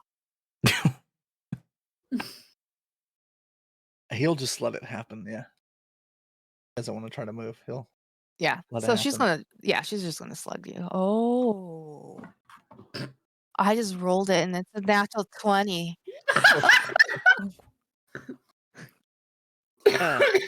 Minerva would Super probably be punch. trying to bind his hands at this point. Mhm. Yeah, I mean, that slug gave you 2 bunches of damage. Okay. It'd be fun, you know? I mean, it was a natural 20. Ow, I deserved it. Magpie Jet? will Go ahead. Magpie will nod to Minerva. I think Euphemia may need your attention more than I have this. Okay, well, here, use this rope to Mhm. tie him up. She hands her the rope. She'll take the rope and then kind of look at this the basically the strip of fabric that she tore off of her shirt. No, but that was oh. And she'll use the rope to bind his hand and then kind of like snake it around his arms and chest to make sure that he's really good and tight and can't move. Well, it's 50 feet long, so she's got plenty of wiggle room. Yeah. Make sure to tie my feet as well. You want me to hog tie you? Because I can hog tie you. Just keep it where I can't move, Magpie, please. I got you. So She'll this, tie up his feet as well. so at this point, Minerva would have moved inside to check on Euphemia. She'd go up next to her, just, like kneel down. How are you doing? Are you okay? I'm okay.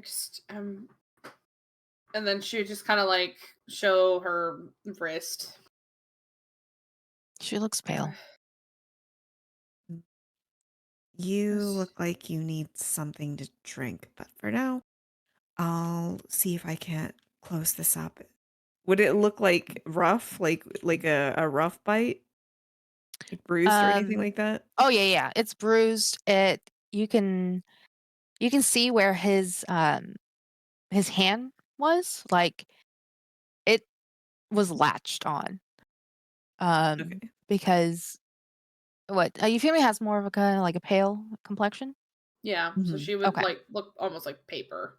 Yeah, Okay. so you could see the bruise of his hand. You could definitely see, um, like, whenever he probably talked, uh, trying to go back to the bite, it looks a little bigger. Um, yeah, she's pale as fuck. Okay. Let's see. I gotta look at my spell list. I'll give you. Yeah, I would just say from Celeste kind of holding there is a blow in her hands and she moves. There's no bite on her neck. But she looks towards Victor. I can't believe you did that. I couldn't help it. Didn't mean to. It was either I fully drink her or I move, and I moved. That's all I thought of in my head was leave her. I'm sorry I beat you. Oh gosh. And he's kind of like I imagine his mouth's like incredibly bloody right now. Mm-hmm. I think he can't help but to like lick his lips a little bit, but even though he does, it's still like it's like mixed with like the good blood and then the blood that's burning his throat right now. Yep. Ah, Please, just I'm sorry. Just make sure you're okay and she's okay.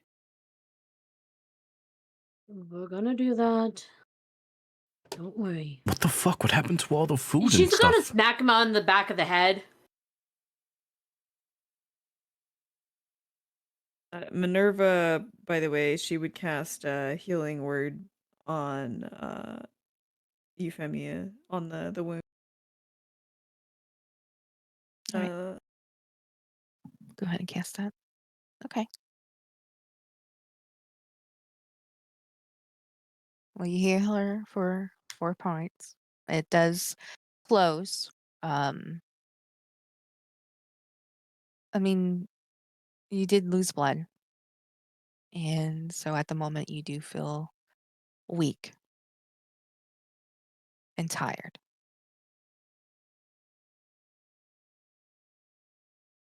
we need to get you some juice or something with sugar in it. Try and help with the blood loss. No, She she'd say would, that to Euphemia. yeah, she would nod. And as like kind of like she's trying to like get herself to stand up. It is very hard to stand up. Now, you should probably stay here, sit, not move. I can go and get something for you. So just stay here and rest. She'd push herself up to stand and move towards the door, which I'm guessing there's Yeah. people kind Yeah, of. yeah, and um, Can you get a washcloth too? She nods. Yeah, I would say I'll at this grab that. point, um, you hear footsteps not coming from the stairs, but coming from another hallway. As you see the captain. What's going on here? Euphemia would kind of like speak up. She's like, I wanted to help and I didn't know if it would help. But I let him feed off of me. She looks down at Victor. I think Victor just looks down. You couldn't contain yourself. I tried, but I could not. Couldn't you have poured it into a mug or something? It's not the same. I thought it would fix whatever is wrong with me right now. How do I feel right now? Like really good. You feel good Hmm. and bad at the same time. That Bad burning hard. emotionally, bad Yeah. emotionally, good physically. Well, it's also the mixture of whatever Celesti's blood is. Mm. It's almost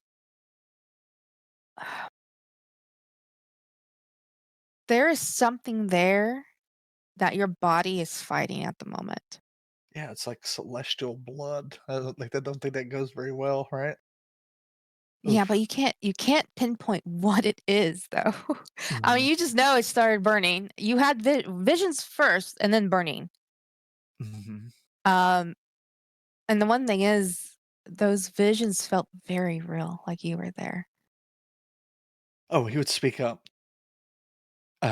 I saw you, Celestia, running away. I was there. Your parents. What? I saw it like I was there. Would Euphemia How? know what kind of ability he was talking about? Give me a history check. You're a little delusional right now. I'm a little dizzy, but I'll try and anyway. Yeah, yeah, we'll see. We'll see. Mm, I mean, vampires do have abilities. Mm-hmm. Um, and I would say that there's been known facts that even certain vampires, a drop of blood, they can know your whole history. Mm. Okay.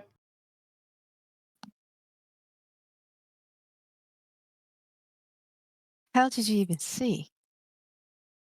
I don't know. I just saw it when I bit into you. Also, it burns horribly. There are tales, or I'm not too sure if it's completely proven or not, but even with a drop of blood, vampires can learn everything about a person.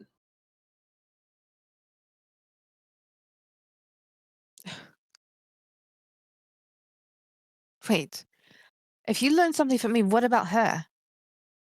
Did I learn anything about her? No.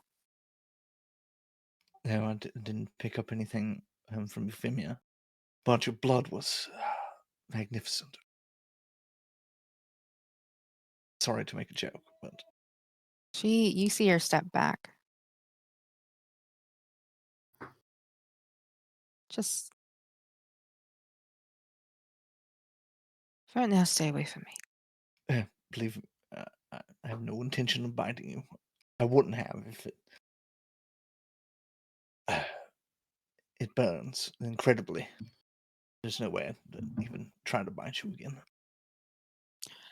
At this point, Minerva, you did go downstairs to go get, some kind of juice. What'd you find? Um, some juice and a washcloth. Okay, and then she'd head back upstairs pretty quickly. Yeah, the captain is still up there. She is looking at everybody and she's looking at Victor. Well, I'm going to leave it up to all of you. But if this happened on my ship, different rules. At the same time, this happened in my house. So, what do you all want to do?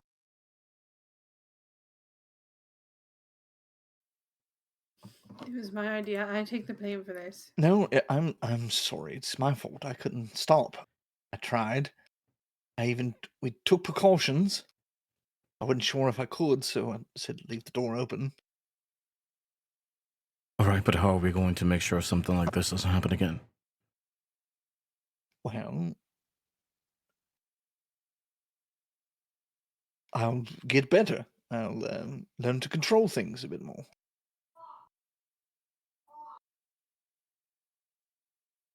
I'm sorry, I haven't done this often. I haven't learned.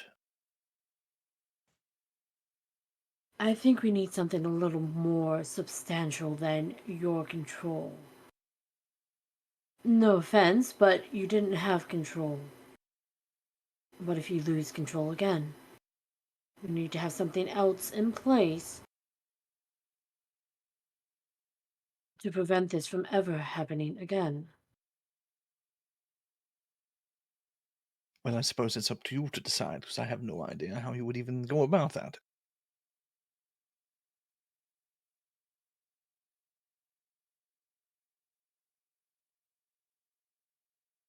What was the ideal to begin with? Why?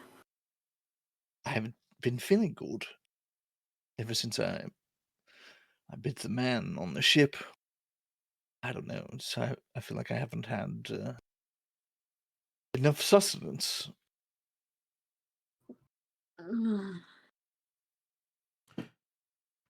And Euphemia offered to help in a safe and controlled manner. And obviously, I had a mistake. I didn't mean to do what I did. This wasn't a safe and controlled environment. You two were off on your own.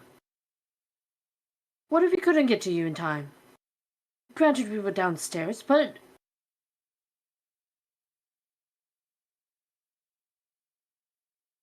So it's been getting gradually worse. So what if it gets even worse than this? The craving, the desire, the need. I'll get it under control. I guarantee you.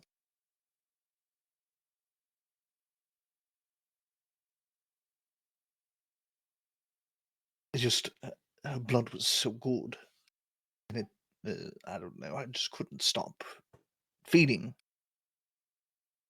I'm so sorry. I didn't mean to do this. Do your parents drink from a source? That sounds so weird for me to ask. Hmm?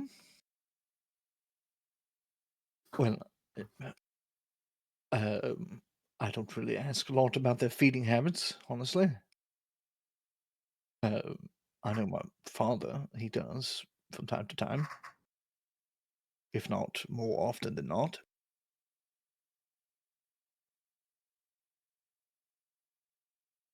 Not Th- sure about my mother. Then it might be time to ask.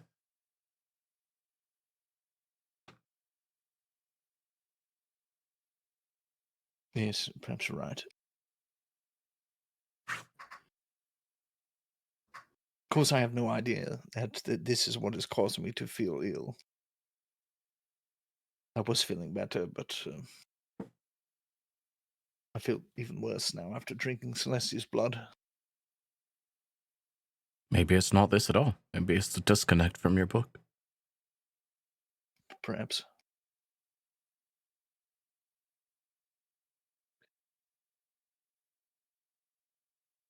Mm. You have a connection with your book, don't you? Normally, I mean. A slight connection. Not like I don't know. I guess it would be. It's always been just essentially an object for my use. It's not like I have a direct um, line to the book, like whatever affects the book affects me, kind of thing. No, but I wonder if your book, if it knows that you're going into a feeding frenzy, can, how should I say, take steps to knock you out of it and to stop you from doing something stupid. Or you're familiar. Mm, I don't know about that. My familiar would probably encourage it, to be honest. All right, never mind.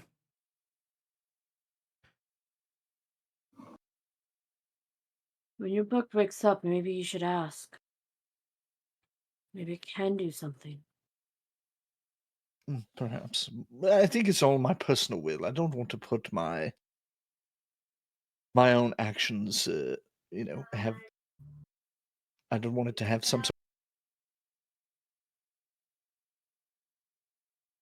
All right, well, I think you're going to. Yes, sorry. I just don't want my own personal actions have some sort of magical tether that prevents me from doing things like that. It could be very dangerous. I just need to work on my own control. I can do this. Right.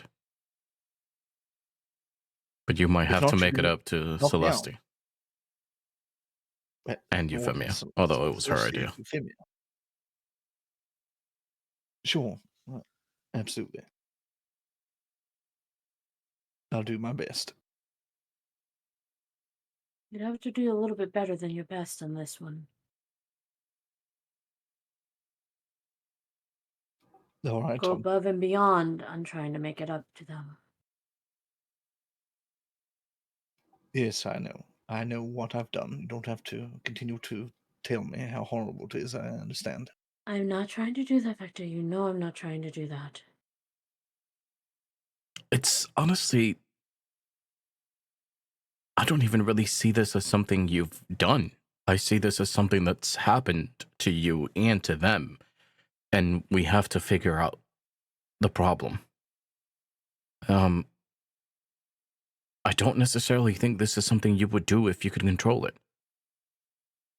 I I hope I'm not If I wrong. could, no, no. If I could have stopped, I would have stopped. And I think he kind of questions himself at that moment. He starts thinking, it's like, would I really? There was a question mark at the end of that. Yeah.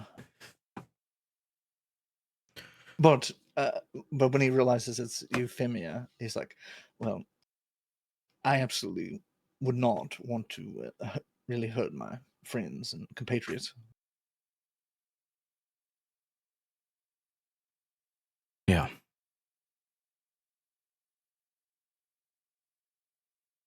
I promise you, I will not attempt to bite anyone. from here on out without your consent. No consent. No biting at all. The only way that I say that you drink of any of our blood would be in an extreme emergency where you don't have access and it's going to make you even more crazy than. That's exactly what has happened, Right. Well, essentially. hold on. You can't control what other people do. If Euphemia wanted to do it, then she did. She's a grown woman. He has a point. Minerva says this as she's like cleaning up the blood and stuff.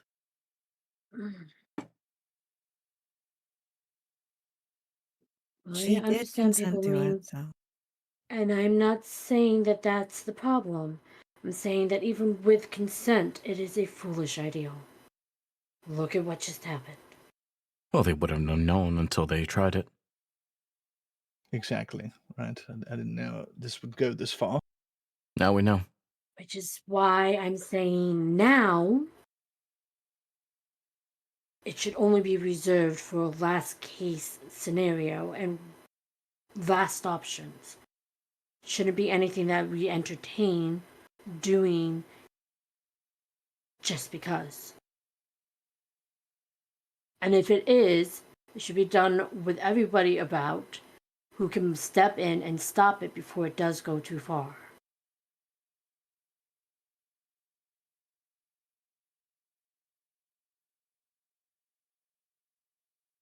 Of course, absolutely.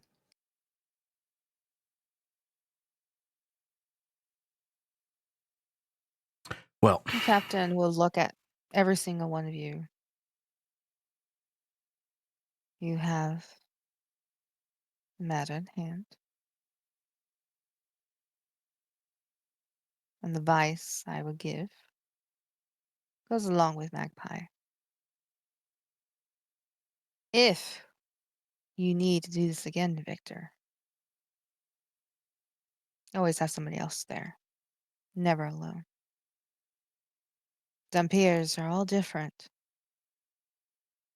and there's not too many of them.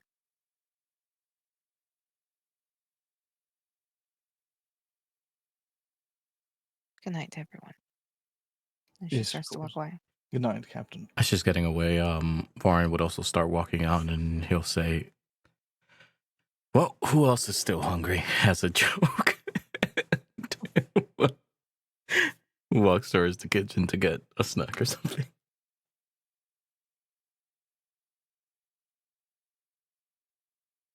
Magpie will try to help Victor get in a more comfortable position at the very least, and somewhere that's not in the middle of the floor, in the middle of a doorway. Thank you. Just put me on the bed here.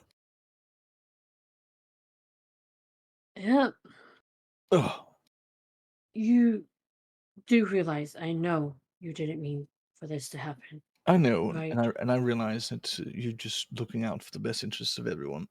I get it. I understand. Thank you for helping stop me.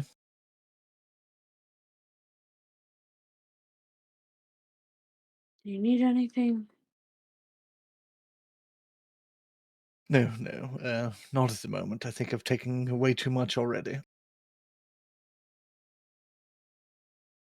Did Minerva ever bring the washcloth back too, or?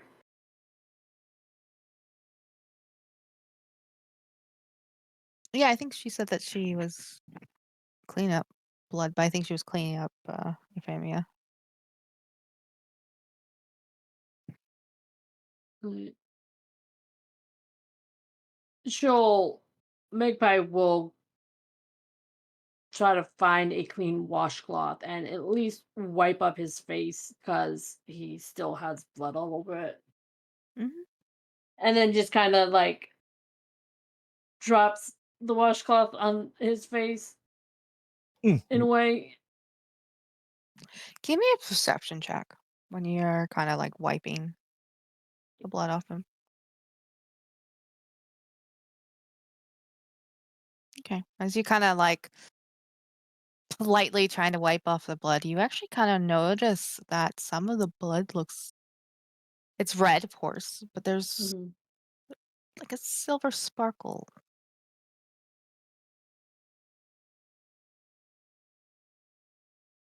That's all you see. Mm. Okay, I'm back. What did I miss? How to.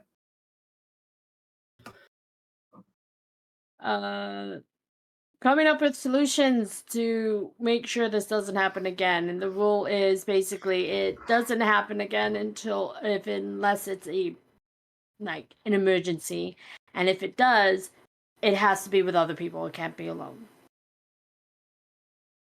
Gotcha. Yeah. And the captain is letting us handle it I heard instead of that taking part. matters. Oh, okay. I wasn't sure I heard the when beginning you. part of it. It was just the I wasn't everything quite sure like when you went. I did say BRB.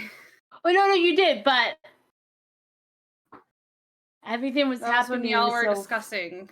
yeah. I had to like take care of laundry shit. All right. At this point, Celestia did move out. You help clean up some of the blood, Magpie. Lauren, you're going down to get a snack? You weirdo. He did it more just because he felt like the room was too crowded. Yeah. Nix, you're still out there? Yeah, just swinging away. Okay. Minerva, what are you doing? Well, she would have finished cleaning up the blood, made sure Euphemia had like the juice and whatnot, and then sighed. Just glad nobody died. Mm-hmm. And it's pretty late at this point, right? Yeah, I mean, it's getting late. Yeah. Yeah, she probably would have headed to her room to get ready for bed. Okay. What's your family doing?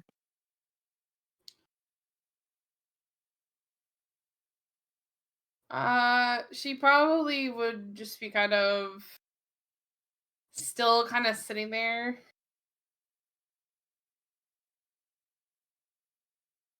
Just trying to like she's kind of a mix of like I was an idiot. I let this I was reckless type of thing. And also reckless to Victor. She's kind of like in the mix of like trying to figure shit out how to process it, plus also feel guilty because she feels like she got Victor in a lot of trouble. Mm. Whose room did I you guess we're guys still go in into? Victor's. I think, right? Is it Victor's room? Victor's room? I would assume it was Yeah, it's Victor's Victor's room. Okay, room. okay. Yeah. Okay, so So Victor's still So- sitting there too. I'm so incredibly sorry. I feel like I need to say sorry as well. No, you don't have to say sorry. You were simply doing a very good deed, and I couldn't control myself. I should have done more precautions and Yes, more precautions. I don't want you to be afraid of me. Magpie's still there too, right? Or well, you didn't say you left, so yeah, okay. you didn't Okay. say that you left, so I'm assuming you're No, still no, no, there. no. But I didn't want to step in and say something if it was assumed that I had already left with everyone else. Is Victor still in the hallway or No, he's on his bed now. Yeah, he's Magpie sitting helped there. him to I his imagine bed. he's still in the ropes, though. Yeah, still in the ropes, but she probably would have at least untied his legs. Mhm. You were trying to do something nice for him.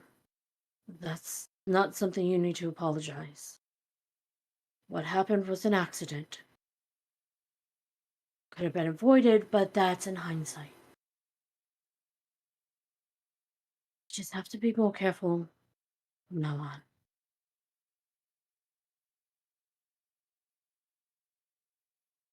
I feel like I betrayed your trust, and I'm terribly, terribly sorry. I can't explain how it felt when I was partaking, and I just could not stop as much as I tried. Well, I was able to stop at the very last moment, but only when Celeste came in. If she wouldn't have come in, I don't know if I could have stopped. I don't know.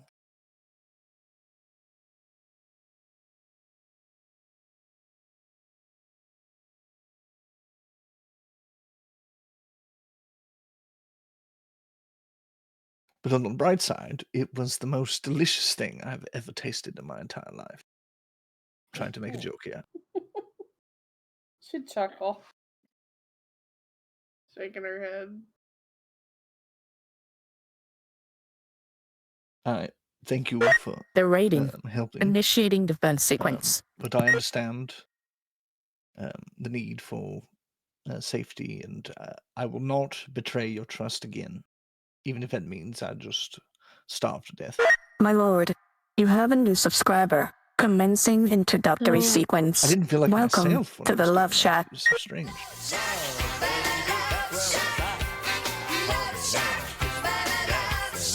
Magpie is going to reach up and kind of like rub her back. From my experience with those who are alcoholic, when they are drunk, they often say that they are not themselves.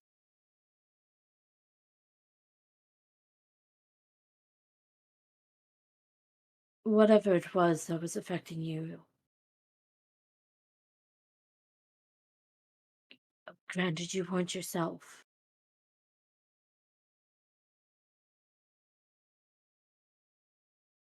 But what That's if it why you is have to be myself? careful. What if it is? Do you think that that's your true self? In that state? It's With part. no control? No, not the control part, but the wanting to have it. I think that's We just all a have part of your things we nature. don't. Hmm. I said I think it's a part of your nature. Yes, perhaps. We all have things that we want that we can't have. Comes down to a matter of choice in those aspects.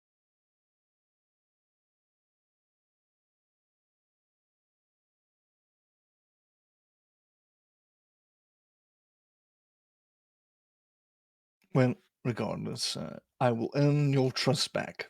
I promise.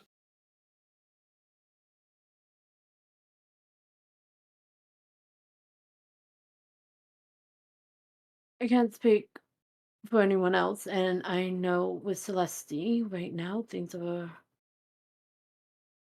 how should I put it? Strained? Which I can't blame her for that.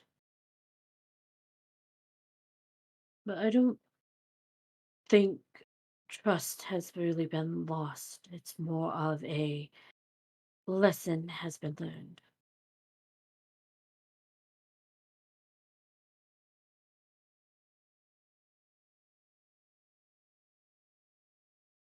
Now, question: did he actually say in character, like at the end of this, "I'll make you like me"?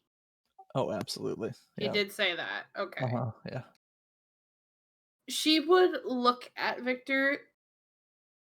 I am not afraid of you. I was more afraid of what you said. What do you mean?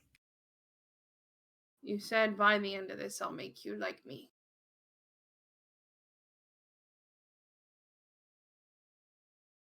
I think he tries to recall back through all that. Mm-hmm. Mm. Yes. I think a random thought crossed my mind. I didn't know I said that out loud.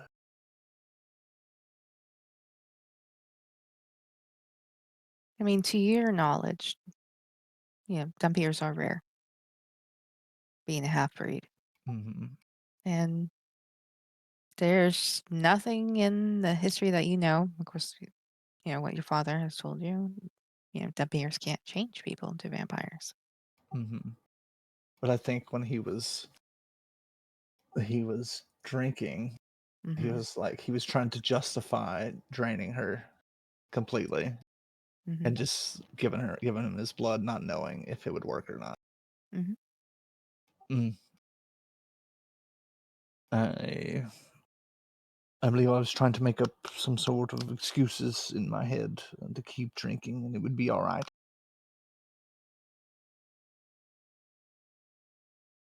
Now that I think about it, I'm not sure it did even work, and uh, I'm sorry for even saying that. It was something I said in my whatever. It was it was so weird, honestly. It was like so much emotion over me.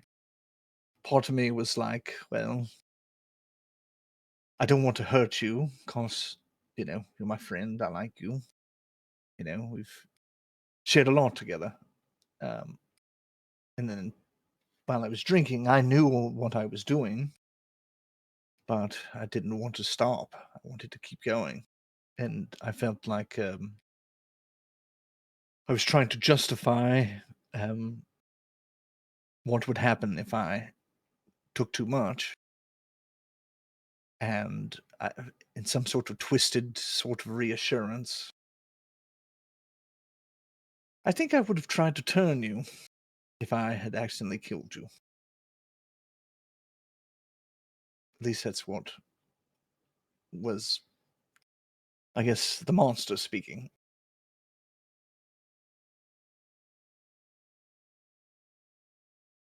Because even through all that, I didn't want to lose you, Euphemia. I wanted to. It's strange. I wanted to keep you, make sure you were fine, safe, even though I was draining everything you had. Are you sure you even want to be here right now? Perhaps you should just stay away from me forever.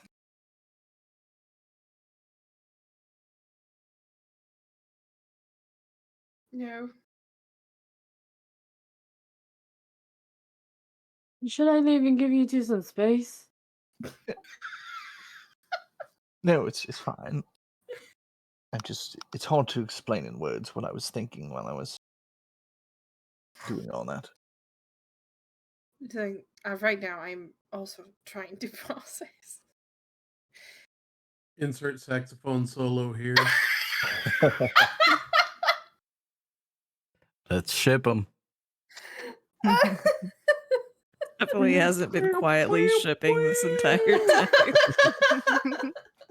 I've been feeling fine. The monster and the monster hunter. You gotta love it. Yeah. It's okay. Headcanon's already had those two shipped for a month now. Yep. Okay, sorry. Back to scene. And scene. And action. Shh. Go on. Why do you have to say it like that, though? I don't know. Breathe. Oh, fuck's sake.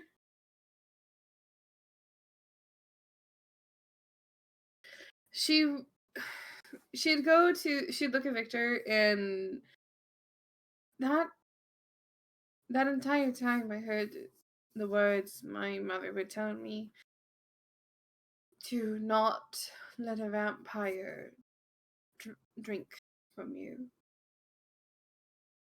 And I also thought of like, oh, he's a Dampier. He's half mortal. He's not a full vampire. What could go wrong? And that was my recklessness. And then also remembering that it can be just as addicting to the person who's being bitten. Feeling the adrenaline rush.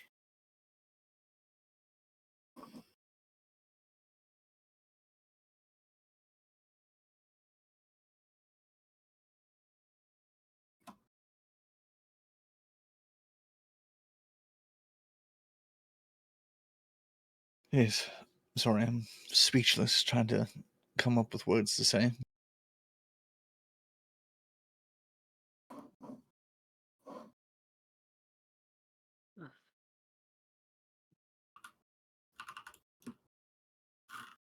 But I am sorry, regardless.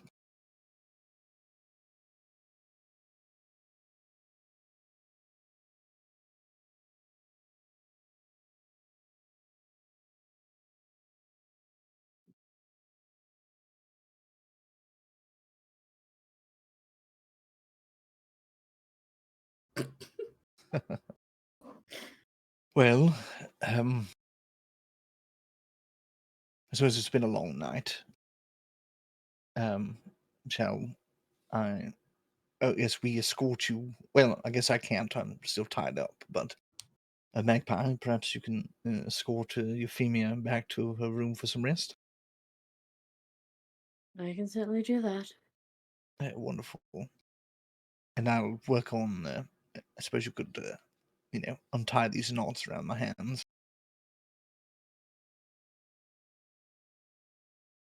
You sure you want me to do that? Yes, I'm in control of myself at the moment. Alrighty then. She'll go and she'll start undoing the knots that she did, and unwrapping and uncoiling the rope. I'll make sure Minerva gets this back. Oh, wonderful. I promise there won't be any midnight snacks for me tonight. I believe you.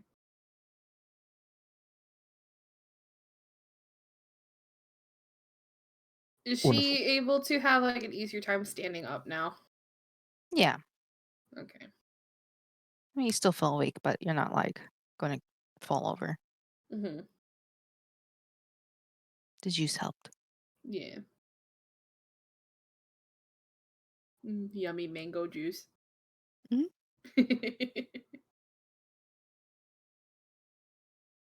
All right.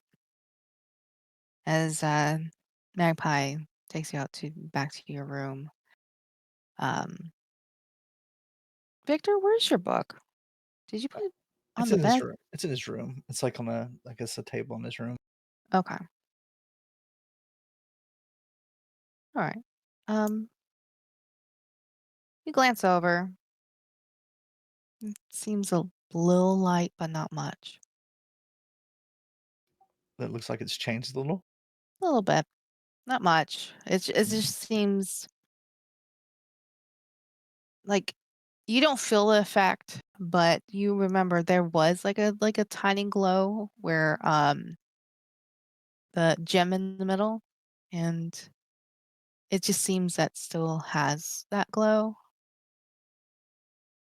but it's still like there chilling. I think he would take the book in his hand and kind of rub his hand down the spine of it, and he would kind Mhm. of like tap it a couple times on the top. Get better, book. I need to figure out what's wrong with you and me, I suppose. I guess he's alone by now. Yeah. Yep. Okay, so slight monologue time with the book that's not talking. Um, please get better soon, book. And then he would kind of look out the window, and he'd just think back on feeding and how much he enjoyed it. Mhm. And I think, like, as he's satisfied, I still think the memory of how good that was would stick around in his head, and he would just, all right, time for bed. And then he would kind of lay down and curl up and go to bed. Okay. Did you put the book back, or are you sleeping with the book now? I think he'll keep the book like by his side. Okay. And that memory also, there's that lingering burning sensation in the back of your throat. Yeah, he can't get rid of that just yet. Spicy. He also has a Yeah. glass of water by his side of that. Right, yeah.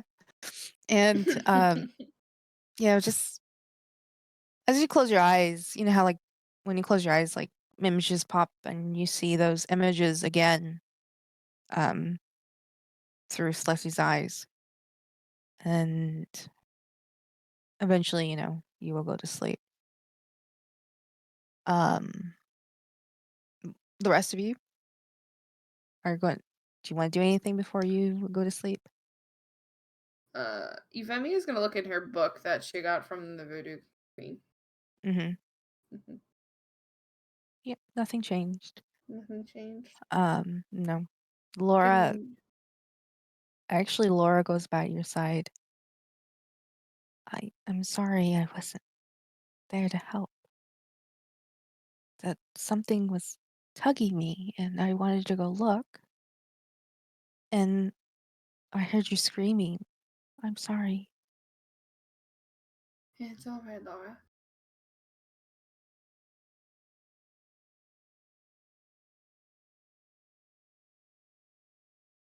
She she hands you her teddy bear, She'd take it and hold it.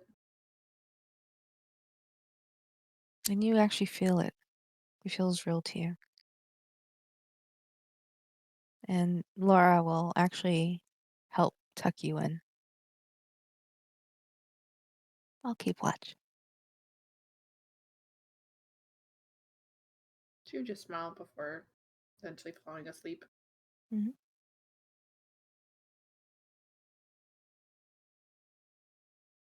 Anybody else?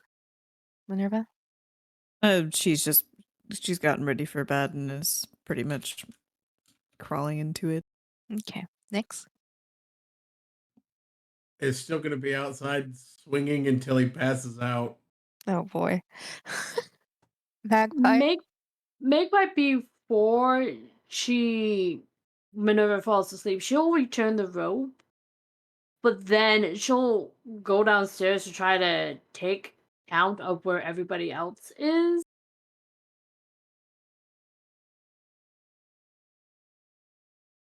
Who are you counting? Like, Well, she already knows that Victor's in bed, Minerva's in bed, and Euphemia's in bed. mhm. So it would just be and Celestine, I believe.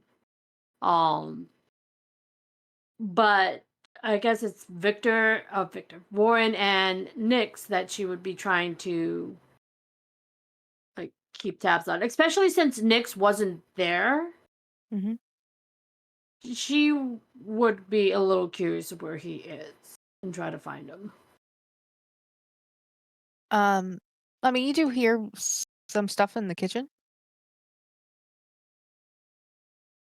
She'll check there first. I'm assuming the Warren's still snacking. He's actually rearranging things in the kitchen. The um, OCD strikes again. yeah, yep. But he would be, almost getting ready to go to bed now, but just straightening things up.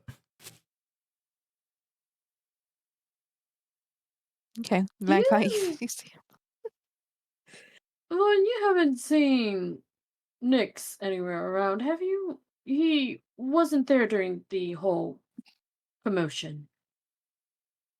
No, haven't seen him since the conversation earlier, actually. Mm.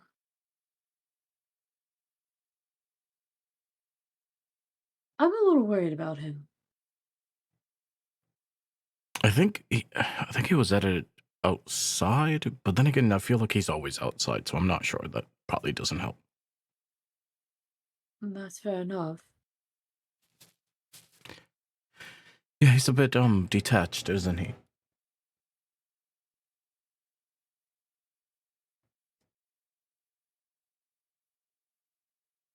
Did I say something wrong to him? I don't think so. I mean, earlier he just got upset because of the, No, I mean the whole drinking thing. Oh, um, I don't know. Didn't seem like it, at least not maliciously. Maybe you should ask him. I plan on that.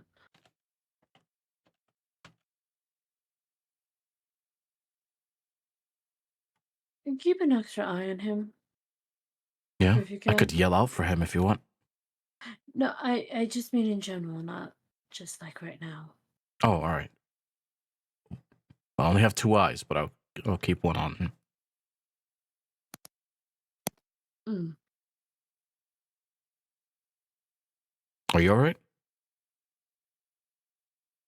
There's still a lot of things bumbling around in my head at the moment. Mm-hmm. What happened at dinner, the conversation with Victor, everything that just happened now. Yep. Seems like it's our life now.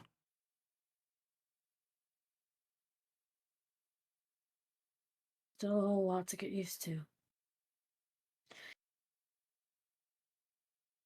Uh, What, by the way, are you doing? Oh, this place was a Just mess. out of curiosity. It didn't look like a mess earlier. I mean, that's subjective.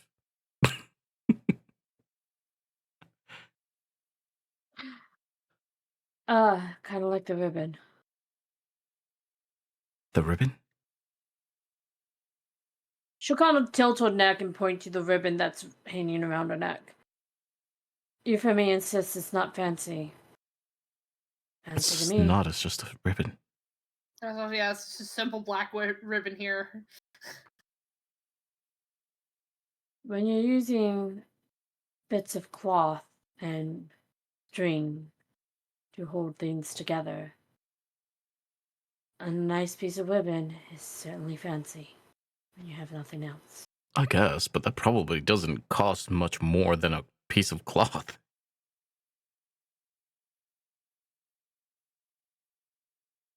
She will kind of stare at him for a moment and then gesture to everything that she's wearing. And a lot of it is mismatched pieces of fabric that looks like they have been stitched and put together. Not a lot of it is matching.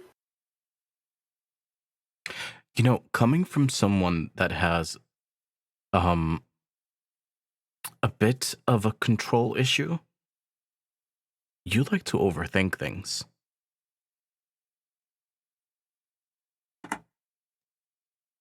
This isn't a matter of overthinking things. It is. It's just a ribbon. I could have probably found something like that on the floor back home.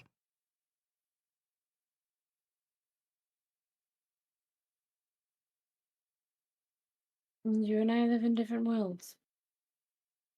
I suppose, but it seems to me like it's a personal choice. Because you You and keep I have saying both that, been granted the same opportunities. but we haven't walked the same road. No. I guess I went left when you went right.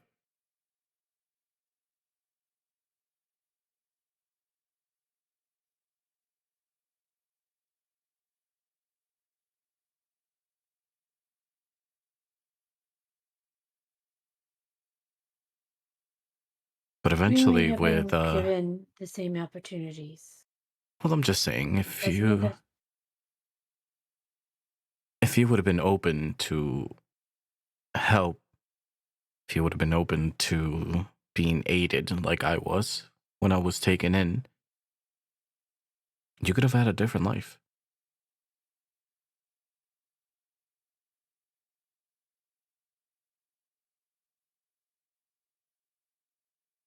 it's hard to accept help when you've been burned badly just before. Sure, but if someone wanted to help you with your burn, would you not want help?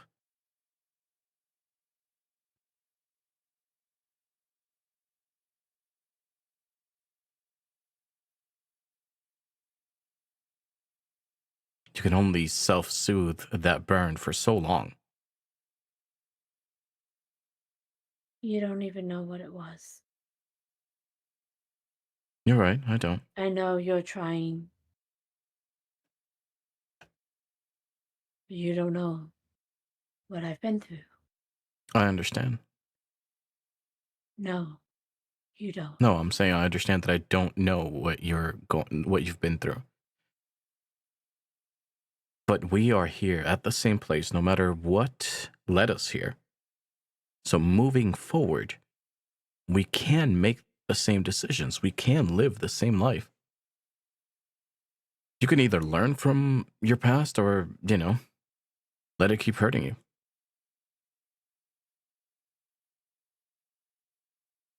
But it's not going to come back.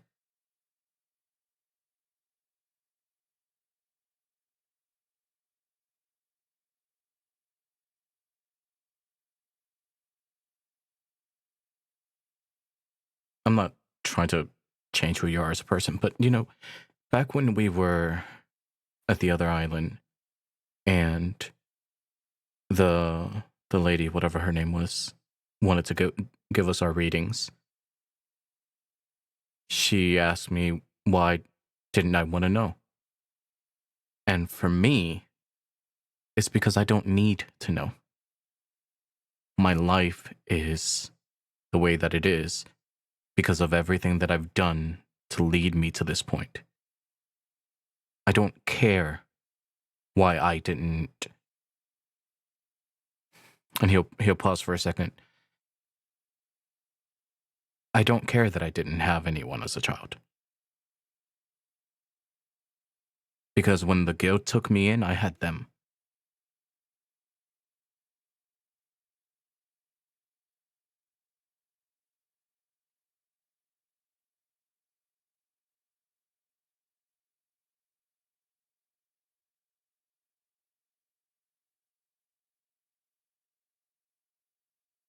And you were lucky.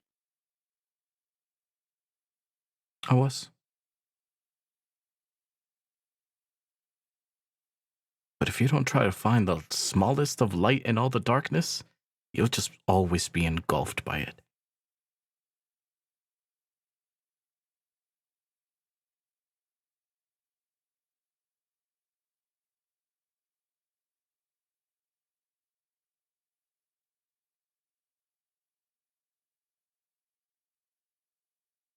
So he'll give her like a wink and half a smile and he'll start walking away, but he'll turn back to her and say,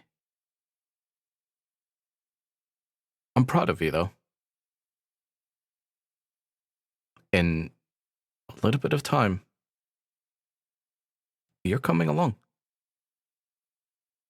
And you should be proud of yourself too. And he's like walking backwards as he's talking.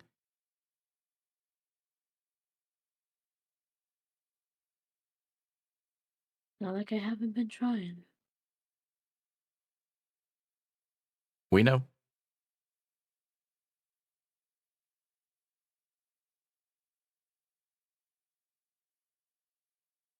And eat something. Have a good night, Warren. Good night. He'll straighten off a picture frame in the hallway as he's walking. All right. Is everybody going to sleep? She's still gonna try to go and find Nyx. Somebody put a bell on that guy. At least he's not Uh, small this time. Mhm. As you walk out,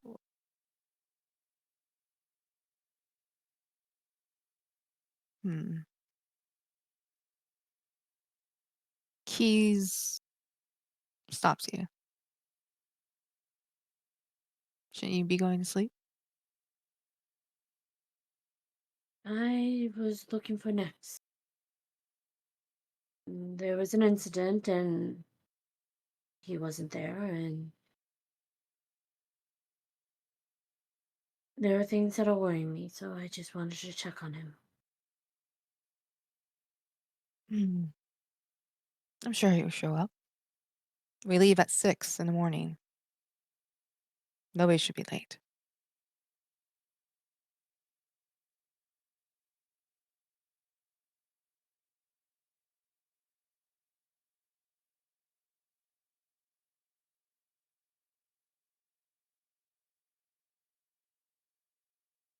Fine.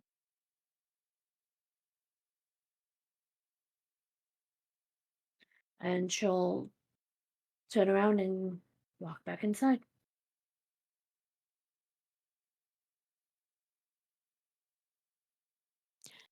Nix, at this point, you are getting tired.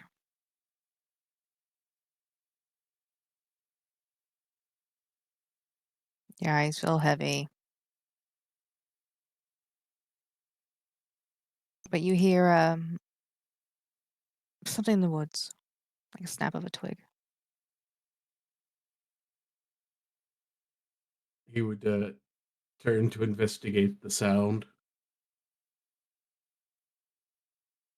Through the woods. Person comes out, and it's Glenn.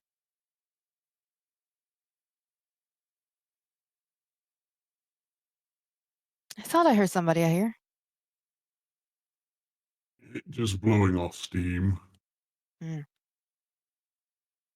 Well, you should probably head back. Actually, we both should head back. We have to leave at 6 a.m.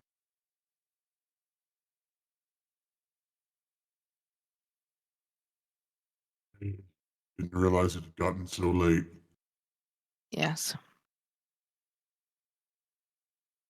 He would drop the wooden great axe where you, if somebody were to really look at it, you could see where his hand had indented on the handle of it. Mhm.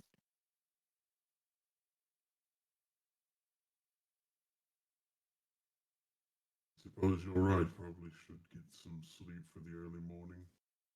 All right. I'm heading back. You can come with. Yep, I'll follow behind. And both you head back towards the glass house. He splinters off and goes to another direction, which, whatever his room is at, and you head upstairs. Head to my lonesome, quiet room. Mhm. At this point, everybody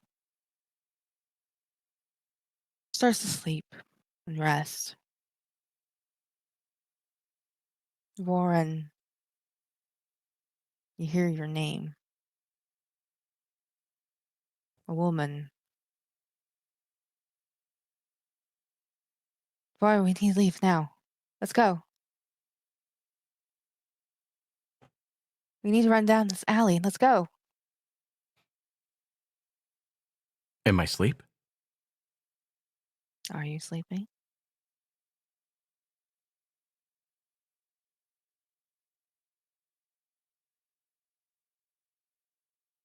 Warren, why's your eyes closed? Wake up. Come on. We have to run. Do I recognize this woman? You recognize the voice.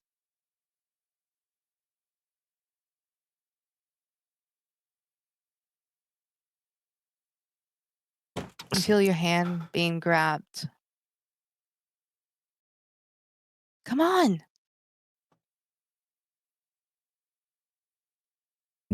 Where? What? Where are we going?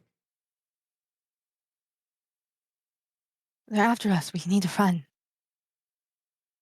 Who's after us? I would look behind me. The goblins.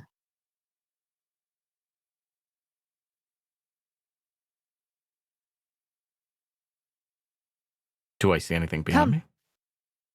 You don't see. But you hear movements. You hear shouting, yelling. You hear like a horn or a trumpet. The person in front of you, you see Someone I like armor. trust. Okay. You see armor. You see like a like a like a purple jacket or cape everything's going so fast, but your eyes are kind of blurry. hmm But you see the black hair with red. Wait, there's. This way, right here, Vaughn, this way. Wait! Come. They're almost here. So he would be running along with her. Who are you?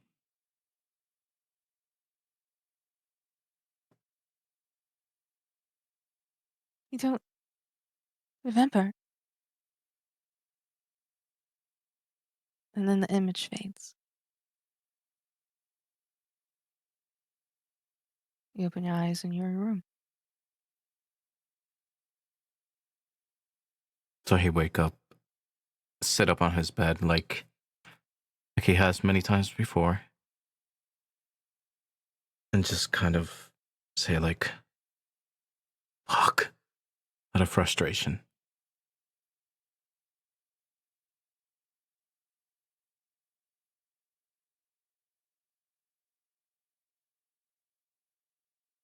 You're not real.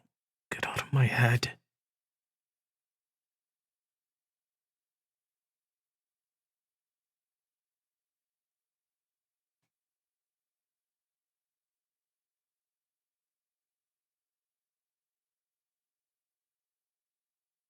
For a split moment, the moon shines in your room.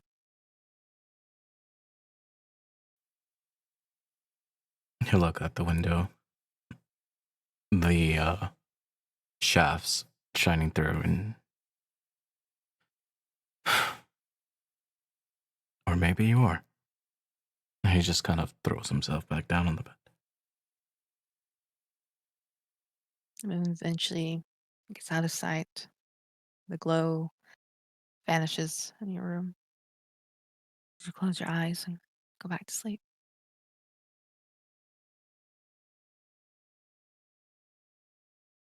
Next morning, you hear time to get up as it echoes through all your rooms.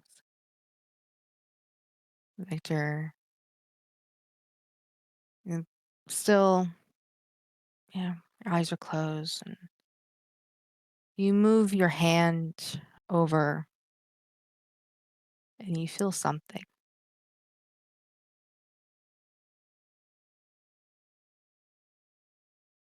You feel someone. A soft, ample bosom. Oh shit. He would open his eye. As you open your eye, you see a gorgeous woman with very dark skin.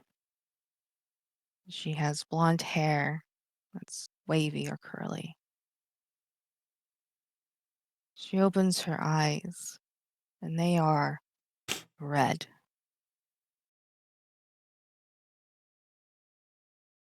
What the fuck? Hello? What are you doing in my room? What are you talking about? You're in my room. Oh no. And then immediately she misty steps. No, wait! Can I grab onto her? She misty steps, so you can't grab them. Sorry, Shit, you what? misty steps. Who the hell was that? She isn't like at the foot of your bed. Hmm? Excuse me, what are you doing in my room? And you I'm see her hand as she conjures a fireball. oh shit. Let me explain. Let me explain. Hello? You see on her forehead in the middle, there is a red gem. Her eyes, her makeup glitters like gold. Her outfit is a gold, kind of like skin tight outfit with a white hood with a red trim. Her lips are a ruby red. Alright, don't blow us all to smithereens here. I'm just as confused as you are. You say this is your room, but I fell asleep here. And definitely was not you in the room when I fell asleep. She looks around. Right? Maybe you're right. This is not my room. Where? What's your name? How can I help you? My name is Lady Michelle Lodell. Lady Michelle, Lord Victor Noct. And I was Mhm. on my way going to deliver something. What? And then she looks up at you. Mhm. Victor, Yes. all of a sudden you get a surge of your magic. Oh, I'll if I feel that, can I summon like my focus, my orb, and like can I just have it there in my hand? As Oh, you do so, you see the woman's eyes glow brighter. wait.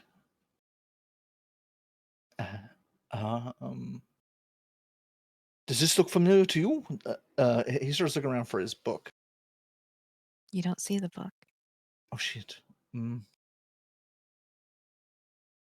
Wait, Um, wait. mhm.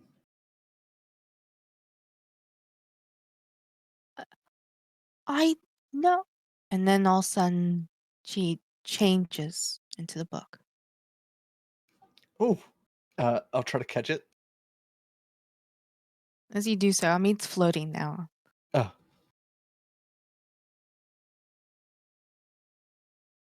okay. Are you all right? Book. Lady Michelle?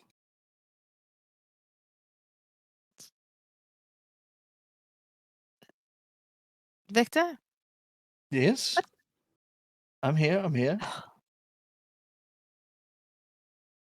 What happened? I feel like I've been sleeping for ages. You've been sleeping for like a full day. Um, you were investigating. Well, first, nice to meet you. I had never had your name before, Lady Michelle. How? Wait, what? Who gave you my name? You told me just now. When? Now? Yes, you No. had manifested yourself. Did You I? have yes, you have long blonde hair, dark skin, red eyes, gold trim, a lot of red and white. Very look very nice.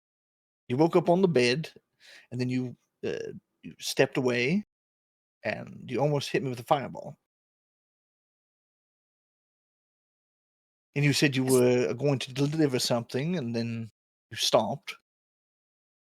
You were very confused. You were saying, "This is your room. How did I get here?" Do you remember that? you are looking at the book, at the orb. The orb, almost like the center of it, almost represents the eye a little bit. Mhm.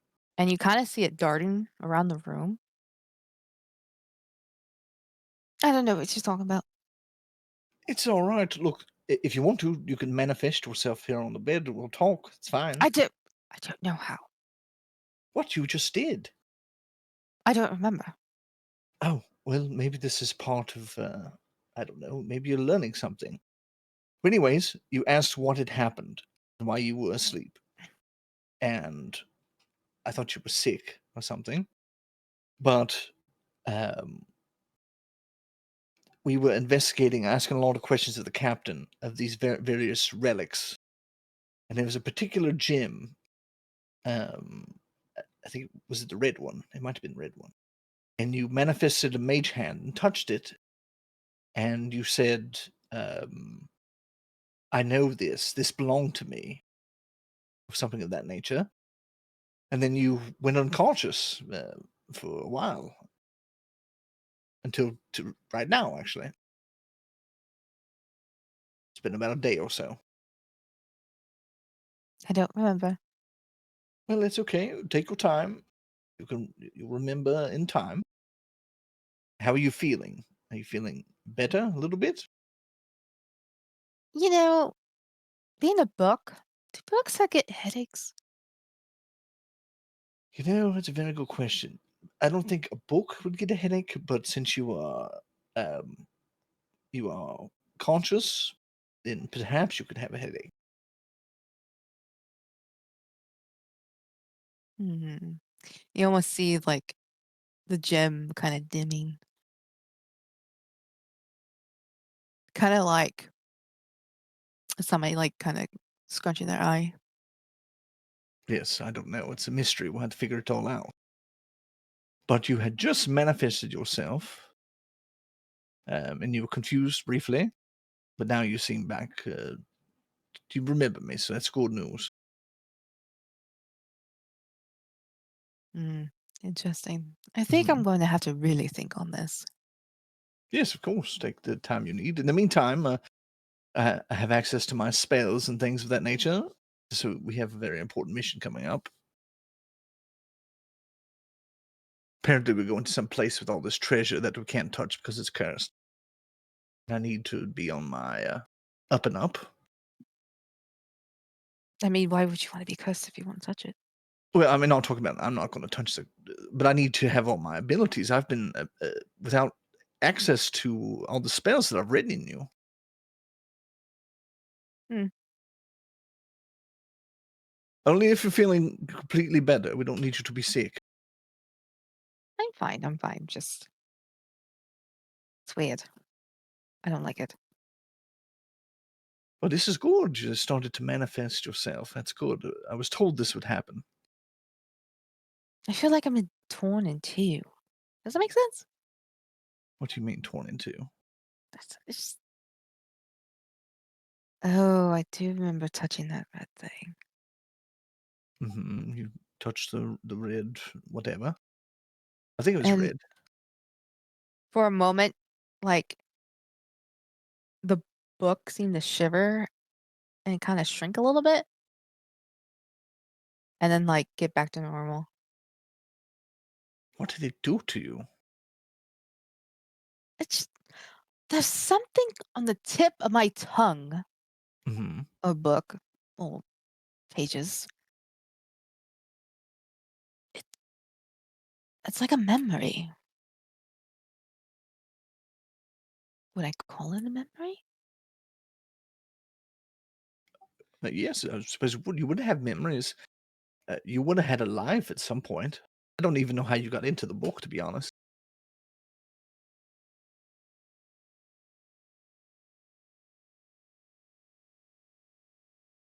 I mean, well, that's a different story. Hmm.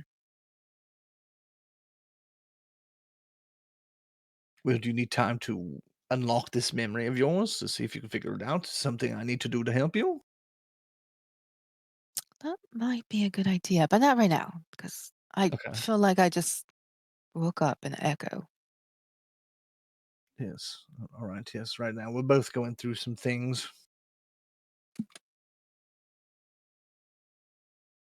Yes. What do you know Anyways, about what I went through? what happened? I might have almost completely drank the blood of one of my friends. Victor, What? It was accident. I couldn't control myself. It the was book delicious, honestly. floats What? and conks you in the head. I know. I know. I screwed up big time.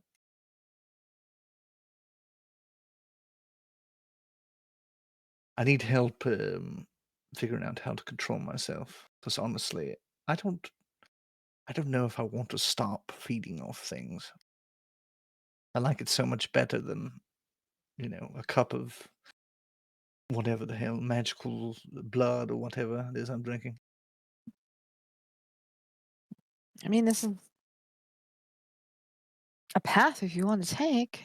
What do you Maybe you mean? should find another Dumpia. Another one. But there's. Do you know where one's at? Uh, no, maybe. I'll just think. All right. Well, it seems like you got a lot of things to think about, and I am very eager. I'll take your time. I might call on you from time to time if that's still all right. Of course, of course. Right Good. now, I think I need a rest. All right. Should I pretend like I don't know your name, Lady Michelle? Or should I refer to you as Lady Michelle? I mean, now you know my name, so you might as well. Of course, absolutely. You swear a book and flip their hair. They just did. All right, of course, Lady Michelle. Well, we'll talk about it later. I'm glad you did not destroy us, blow me up with a fireball. Oh, that would have been disaster. It absolutely would. But if you could, in your meantime, just go ahead and write the fireball spell into the book for me, that would be great. If I remember. Yes, well, hopefully soon. I'll get the formula for it. Or maybe this place has some sort of treasure that I can't take. Maybe it's a spell and it won't be cursed. That's true. We'll see. We'll see.